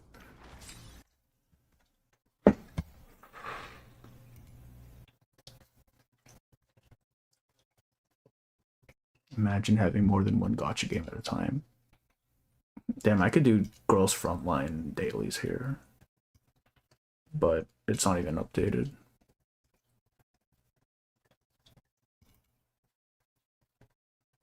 do Arknights. I kind of want to stream Arknights. I want to do, because I've been running integrated strategies like crazy for the last week or so. So I might as well stream that shit. I also want to stream Warframe because I need to get caught up on the old piece. Man. But then I also have to make videos, and that's kind of a pain in the ass. Good Hoyo players are vermin. So what are the bad ones, man? Genshin stories. I think Genshin can do good stories. Like I think Farina's story was good. I mean the Fontaine story was good. And I think Sumeru's story was good. My main issue was with how they present the story. Because I'm not gonna lie to you, man. I think the way Hoyo presents stories is absolute fucking dog shit. I don't like it.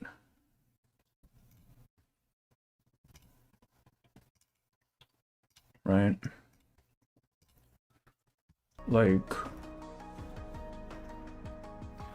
y'all's missing out. Well, here's the thing, Afflatus. I saw your no budget thing, right? And that doesn't sound like missing out to me. That sounds like the Torre should be the main character and everyone else should go fuck themselves.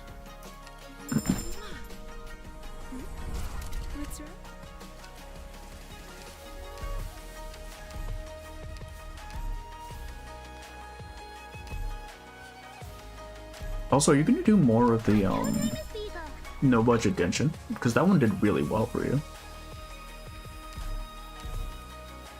Like you made what, like $5-6 off of that, I'm assuming, if you have the same rate that I do.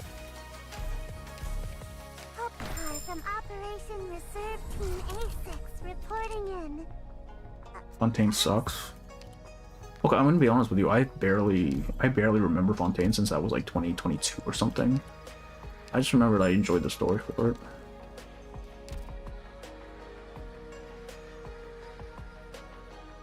Obs, yeah. I mean, right now they're still having voice actor issues, like having some stuff unvoiced, right? Like, this would be a great time to just do stupid shit like that.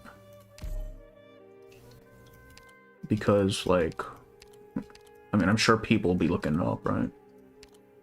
Oh, fuck, I need... What are we on? Okay, we're doing the Radiant run.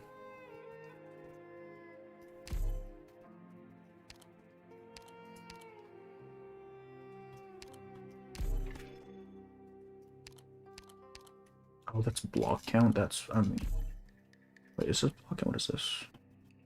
Oh, DP. All right, sure, man. I screwed up. It's fine. It's fine. Who is Yan here? Jay is.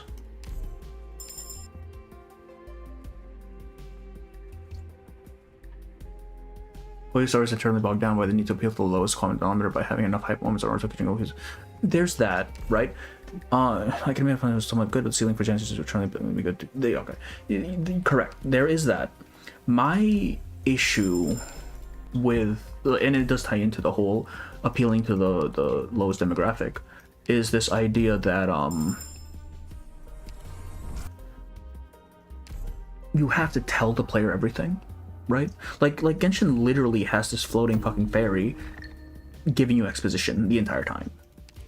And I think that's just a really bad way to tell a story, because like the first tenet any player will learn is writer will learn is show don't tell, right? But what Genshin does is showing, because showing leaves no room for interpretation. It means that you don't have to worry about players getting the wrong impression or something, which, I mean, it's like the closest point from A to B, but at the same time, it's so shit, man. Their comps will be paralyzed as long as I'm here. I don't know, I have so many issues with the way a lot of gacha games show their stories. Because it's kind of, I kind of compare it to propaganda, right? The idea of propaganda isn't to make a good piece of media, it's to give someone a message, and then it's to basically train of thought is gone. It's to spread an ideology, spread a message, right? And to do that, you don't want interpretation, because interpretation means they may interpret it wrongly, which, you know, goes against the whole point. And I think it's kind of the same thing with gacha game stories. Except instead of wanting to spread a message, it's more that you just can't be bothered to properly, you know, set up a story in such a way that you're okay with the player maybe misinterpreting things. Right. Right, everything has to be definite and absolute, because again, you're catering to the biggest possible audience, which means, fuck man, you just gotta deal. You have to accept that some of them are just dumb. Mission complete. Perfectly executed. I need a healer. Alright, Doctor. Give me a high five. Alright, Radiant, calm down. Why are more people in here for Arknights than for Reverse? What the hell? Attack and HP.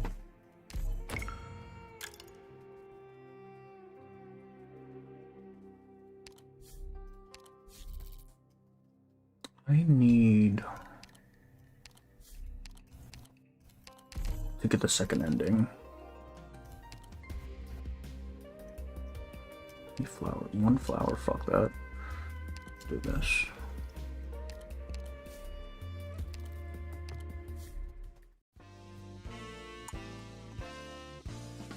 Can I fight this guy right now? I don't think I can. Let's just get reduced. Oh wait, that's really good for me.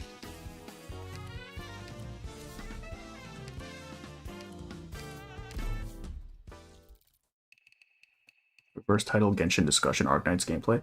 Yeah, man. I'm Mr. Worldwide, except it's all in China. Isabeth 10 out of 10. Igor has a better and more satisfying character arc than Arlecchino's despite having the same arc. I don't even know what Arlecchino's arc is. I stopped playing before that got released. I did pull for her though. And I'm going to be pulling for Columbina. But Flatus, when is Columbina coming out? It's sometime soon, right? God damn, this is not a boss node, it's fine. Is this not a boss node? No, it's not. Okay. We need to not have these negative tone values.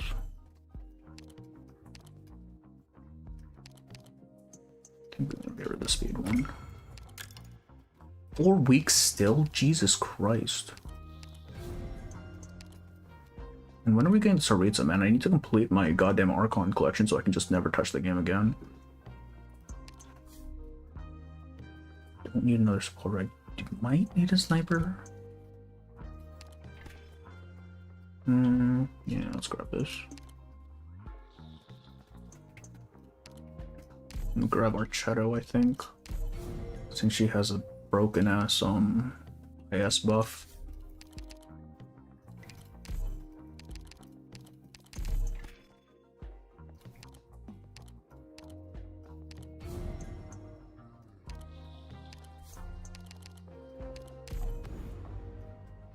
Do I have any flowers? I do have a flower, okay.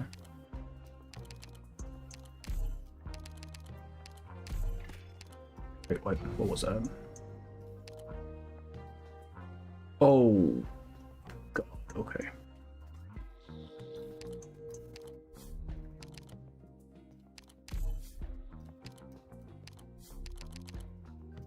"12 hope to pass," that's annoying as hell. And I cannot wait for whatchamacallit to come out. Enfield. I have been waiting for that game for like 2 years now. Genshin reeling us back in 3 years when Genshin 2 releases and they have 20 more Archons. Like, please. I can't be doing this. Fuck. I'm not going to be able to recruit her, am I? I need 4 hope for this. It's fine. In that case, snipers. Do I have any snipers I actually need?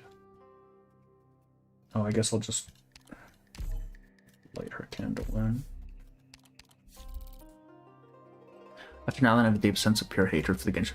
Okay, well, here's the thing. I think the community is generally going to be the worst part of any sort of fandom, any fandom in general, right? Huh.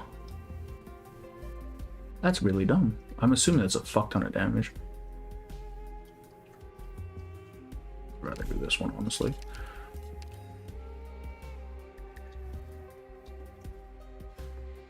No. That's all communities. Yeah, exactly. Like, cause there's always gonna be people who have like really dumb. Okay, I'm not gonna say dumb. Very opinionated ideas about certain things, and it's like, well, really?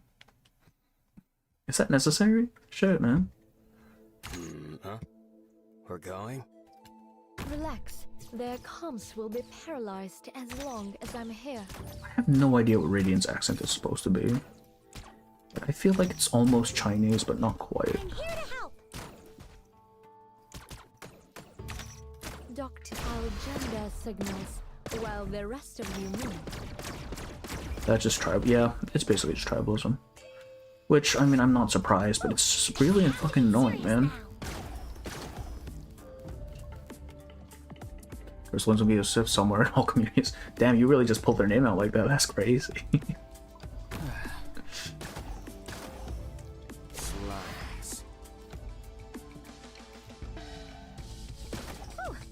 counting on you again today, little apple. I need 30 ingots before I go into another Wonderland. Because I need to get that,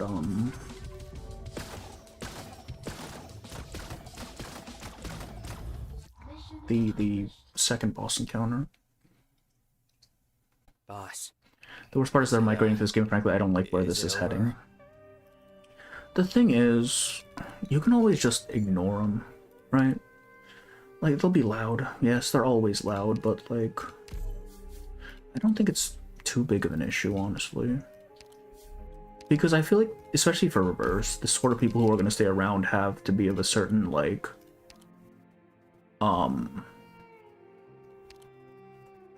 ooh, do I risk it? Let's risk it. Have to have a certain temperament, right? Because this isn't very much not over fucking hell. Very much not like a Hoyo game. I say this, but I mean reverse. Right? Like, I don't think the people who would stick around for a Hoyo game that's all flashy and shit will typically not be around for this sort of thing, you know what I mean? Okay, I can recruit here. Let's do that. Sure, man.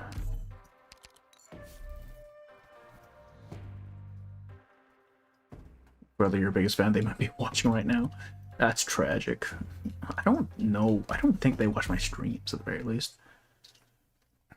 I just know they always pop up whenever a video they don't like comes out. Oh, I think we lose here. I am very bad at this fucking node. Good scenery here, Doctor. Don't worry. Can we salvage this? Their comms will be paralyzed as long as I'm here. Maybe? The main issue is this right side, because you have all these really tanky shits coming down, and I cannot deal with that. And this fucking tree is killing me. Fantastic.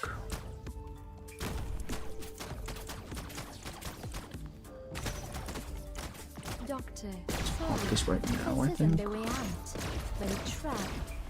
should be fine. Just blocking me people you don't know. No, exactly. That's my block list on Twitter is massive at this point. Oh, I might have mistimed that. Oh no, we're fine. Jay here. I think we might be okay. This node is always fucking hard. Because these fucking eggs just screw you up bad. The biggest flaw is that people are willing to accept compromise in community. It's, I mean, again, that's just anything, right? Like, it's not even, it's the fact that disagreement is essentially a, personal insult. I've at that point, right? And it's super annoying. Like, you were lucky enough to be born as a creature with an extremely developed prefrontal cortex, and you are just falling back on fucking tribalism, really? Are you that dumb? Jesus Christ, man.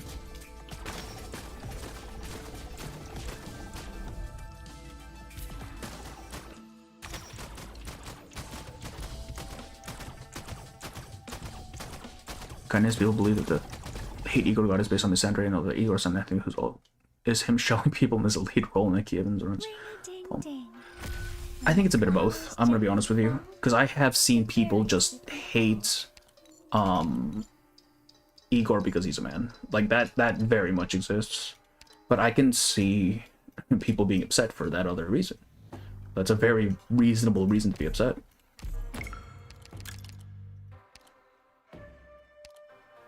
I can recruit her right now. No, I'm just gonna wait for another candle. Oh, actually, that's the next one. Nice.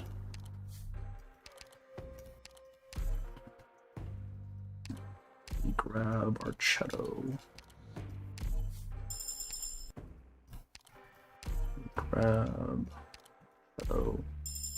At the end of the exactly. Like, it's fiction. You should not be getting this fucking pressed about fiction. What is your deal, dog? But no, people are just really annoying with it, man. I don't remember who's a yen operator, man. Oh, Jayan. Actually, I don't think she is.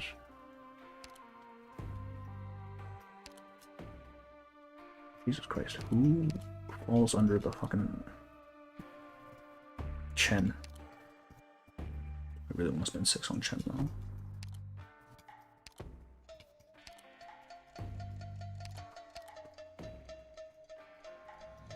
Honest to God, don't remember. We'll do Jiun. You genuinely mauled at a work of fiction, then you literally... Exactly. But I mean, we get those in reverse as well. They're just not as prominent.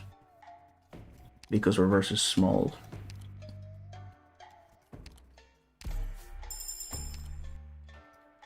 I don't know. It's just really dumb. That's why I don't really interact with the community outside of Reddit. Because at least on Reddit, like, I don't have to be serious about anything, right? I can just say stupid shit, and who gives a shit? Oh, we're fucked. We are not winning this. Not with this team, we're not.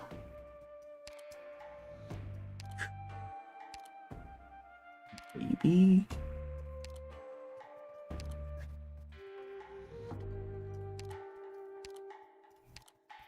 I think Guanshin is a flag bearer, so he will be useful to have. Initial environmental survey completed.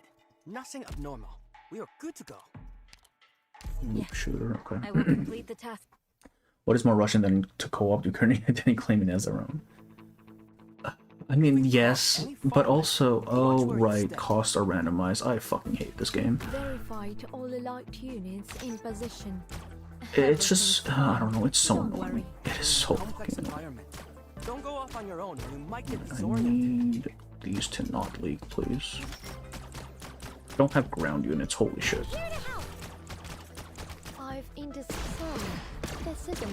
Okay, we are coping really hard right now. This is looking catastrophic for us.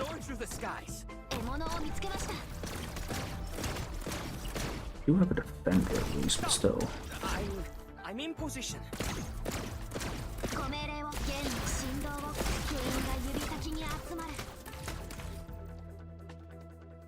Discussion board while Twitter is an echo chamber. I don't even think it's a discussion board, honestly, because people will still just echo chamber shit.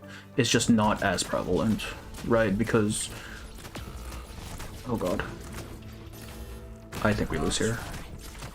This is bad. This is really bad. Yeah, that's it. Oh god. Oh god. I don't know. I feel like Reddit is just easier to shitpost on. Because who's gonna verify anything on Reddit? Let's be so for real. Plus the community on Reddit is a lot smaller too. Because you go there and you go there specifically for say reverse, and you can just go to the subreddit and easy. But Twitter, you just go on and it's everything. And that's just annoying. You want to try that again? Probably try that again. I saw enough to say they skipped chapter 11 except for the Sentinel scenes.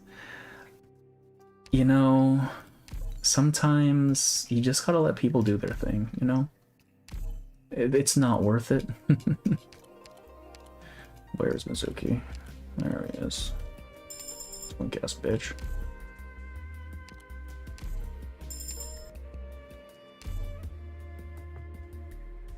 I saw someone proudly announce that they won't be reading chapter. See, at that point, it's kind of just on them, though, right? That's not my problem. Do what you want, man. I guess we bring Podenko for this.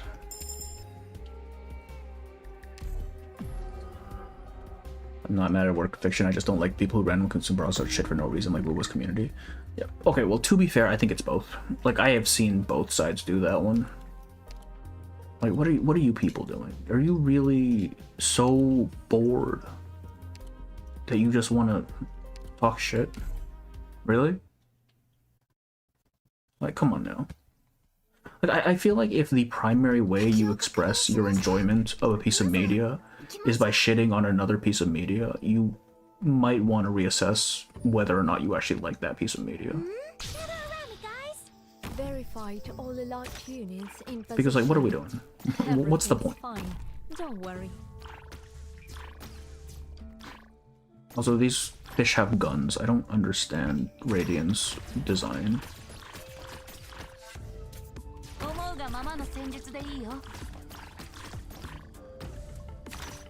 Doctor, sadly, there's... Get around me, guys!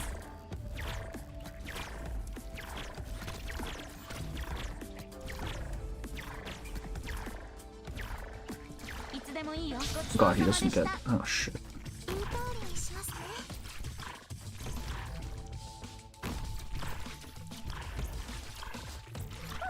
We're counting on you again today, little apple.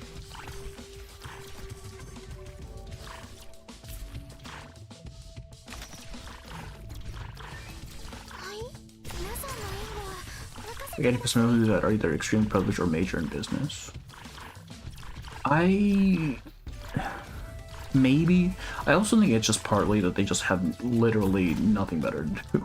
Like, it's easier to complain about something than to fix your own problems. And I think that's just a lot of what it is. Right? Like, yeah, I could deal with this terrible thing that's happening to me and I need to really lock in on that. Or I could get mad on the internet and feel like I've done something, right? And that's just as good.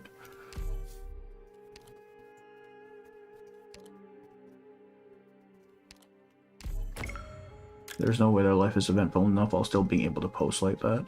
Yeah, like, especially when they're posting constantly. It's like, you know they've spent their entire day in front of the fucking computer. It's like, what are you doing? Are you working? Do you have things to do? What's going on here? That's why I say major in business. The workload is so big they can do it. I don't know what business majors actually do. I'm gonna be honest with you. Like, I know they exist, but I have no idea what they actually do. All units, prepare for battle.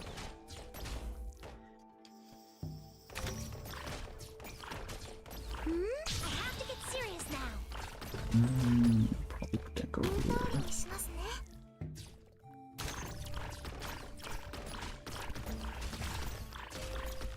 Okay, that Vanguard doesn't do shit.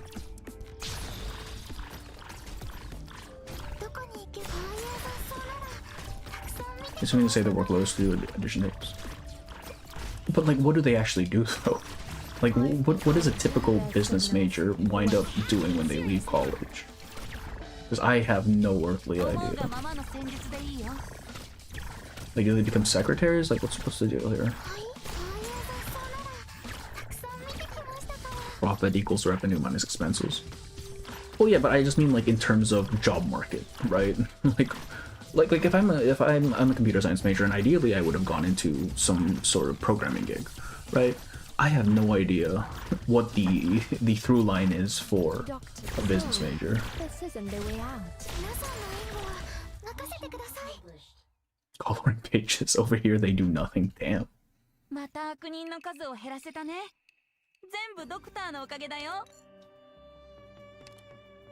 Okay, 2 sniper Rex means we can get Crescendo on the next thing.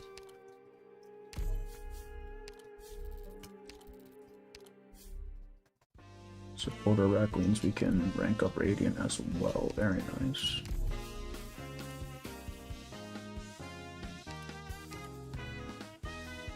Ooh, that might be useful actually.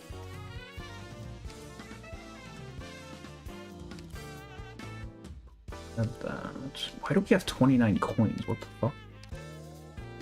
Oh, excuse me.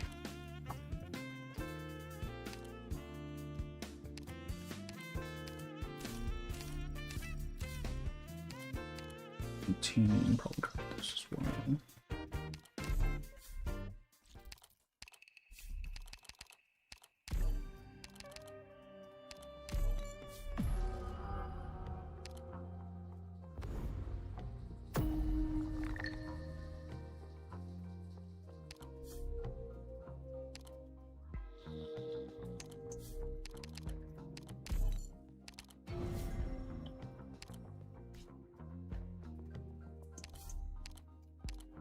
I'm really locked out of everything. That sucks. That one might be useful. Boy, that's really good, actually.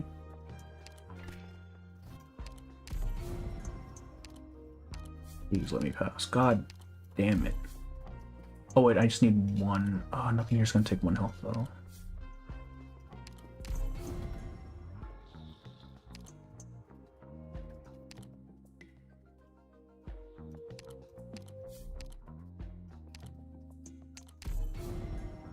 That doesn't open anything, but this opens up now. Oh, god damn it. Nope.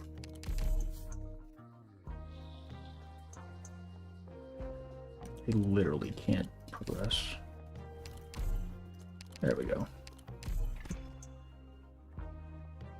Why are reverse lore enthusiasts so low? Because reverse is just a small thing to begin with. People only care about teams that don't even matter in bait moments, yeah. A lot of lore is up front, right? And there's not, and the world building is there, but it's a lot less, like, significant, I would say. Just because it's basically just our world, right? With magic, so we will have some things that differ, but a lot of it is just kind of there, you know? And more than that, I feel like Reverse is way more of a character-centric game than anything else, really. Like, the world itself, the lore is not the main focus. Like, you could take away all of the time travel and reverse whatever elements, and you could still have a very strong character study for a lot of these stories, right? Like the storm doesn't matter, really. It's just a very convenient way to showcase these conflicts.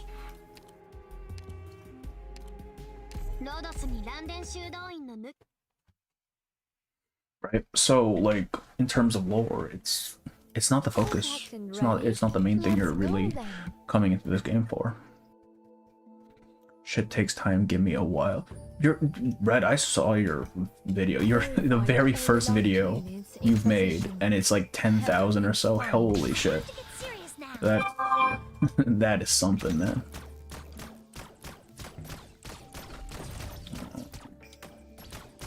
Put you here. Put you here. Did I? Okay. I need defender here. I really need these planes to take this guy out. Come on.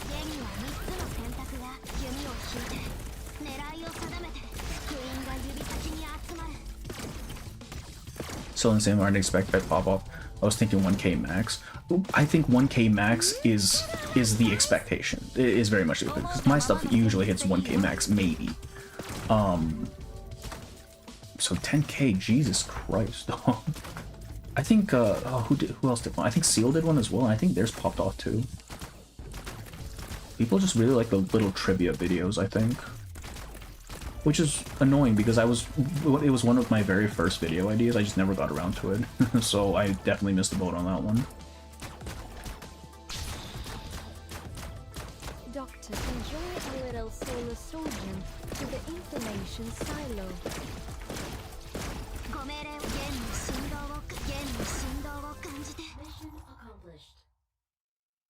Okay, yeah.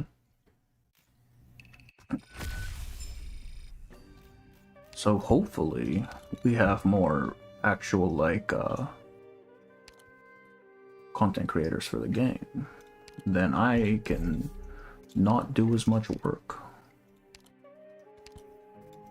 Then I can just stream random shit and no one's gonna care. Which would be ideal, honestly.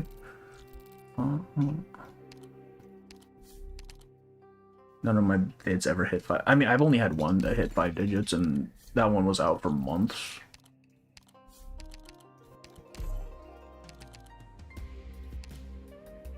Candle guys. I think we do the candle guys one. You have trivia videos? Do I? I don't remember making trivia videos. I just made stupid analyses. I might have like 1 or 2. I know the one I did with Bones is technically a trivia video. Wait, what am I? What? The really old? Oh, like the character and the character breakdown things. I stopped doing those because they weren't doing that well. But do I want to risk the emergency off as well? Like the Babel Tower. Yeah. That one was actually Bones' idea. Oh. That one was actually Bones' idea. I definitely wouldn't have done that myself. Just because I'm bad at editing. My fuck-ass Nala video got 9k, yeah. Like, the weirdest shit pops off, and I'm like, why? How did this happen? Their enemy signal detected. He is not ranked. I cannot put him up there. Prepare for battle. Here. Doctor, sadly, there's no controlling the battlefield. With I think our shadow can reach, man.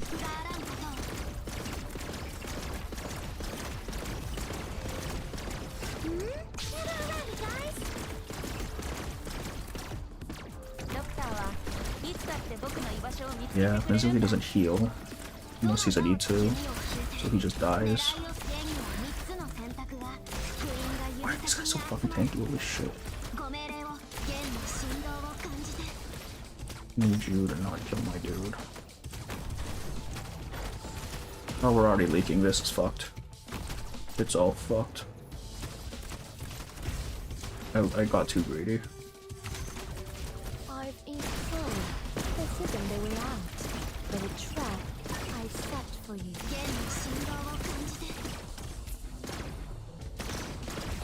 This needs to go away.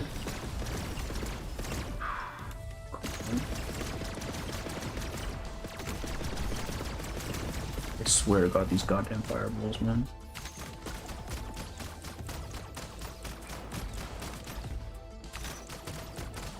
Damn it. 3 leaks left, I think we're okay, maybe. I'm here to help. I've eaten this isn't the way out. But a trap I set. Oh shit, wait, I think we actually got it. That's crazy. Solution is just to never upload. Yeah, apparently. I gotta make money though, dude. I love money. Money's always biggest during launch and anniversary. Yeah.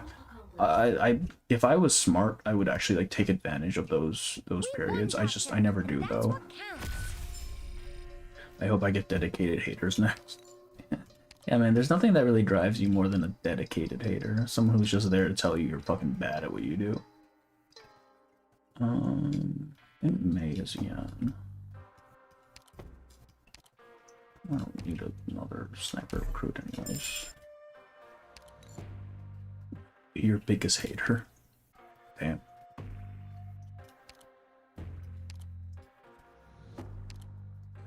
So we need res shred.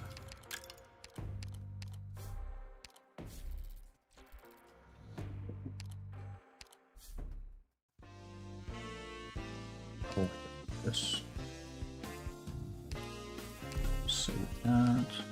Oh, this is a boss node. We are so fucked. We need to replace that so it doesn't fuck us. Reactivation didn't do much either.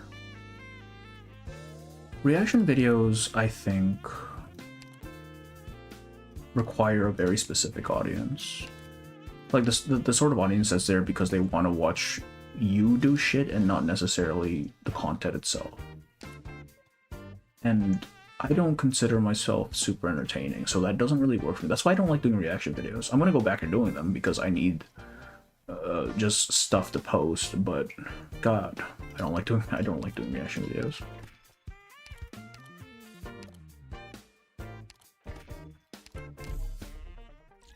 I got 1K on a reaction. Damn, that's pretty good though. Oh, wait, I can rank up Mizuki. Hell yeah. Hell yeah. We might not be fucked. Caster? What? Oh, it's the shit casters. Chen.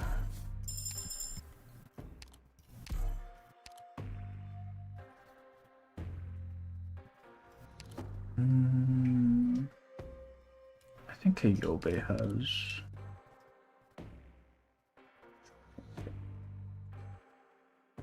Pretty sure. Reactions need you to be able to react. Exactly. Like, you need to be expressive, first of all, which I am not. And I don't know. It's difficult. Really? 2 shovels and they give me the same fucking map? That's crazy. Bruh. We might have a chance here, though. Nope, nope, we need ground units. We really need ground units. You here with Kobe. Oh, these are both auto recovery. God damn it. I'm all ears, Doctor. Defensive recovery. There we No go. letting any suspects sneak onto the team, okay? Fine. I'm talking about from 2 years ago, back when nobody in the stream knew you made videos. I mean, yeah, but like, nothing's really changed. Because it's not like Everything's fine. Don't worry. it's not like my react. No, I don't know. I'll try react videos again. I'm just not very fond of them. Or I'm not very fond of doing them. I love watching them. They're always fun to watch.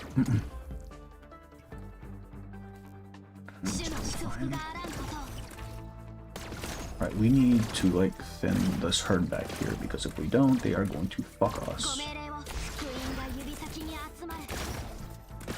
I really hate this map so much, man.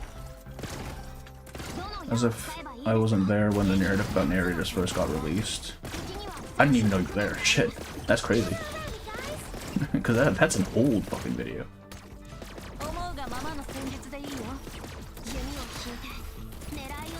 Okay. Jesus Christ. Alright. Probably face these in.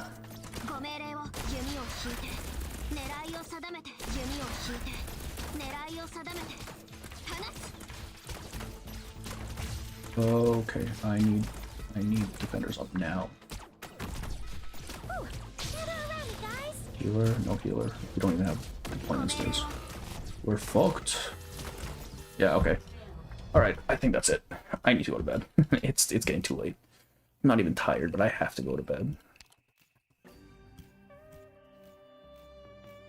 Oh, this mode is so annoying, man.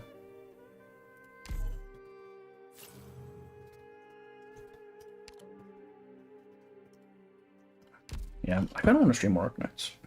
I do enjoy this game a lot. Oh, let me clear this out. Oh shit, what do I even need?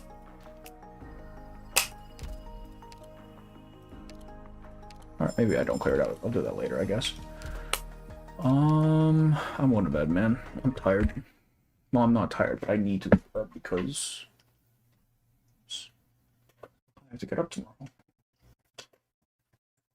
I use the color changer. I need there we go. Okay. Next stream will probably be next week, right? When Corpus drops. And if anyone's interested in the other stuff that is in reverse, I will have the usual thing up. But for now, I'm going to bed. Thank you all for coming in, and I am out. Bye-bye. And I just realized I closed the video, but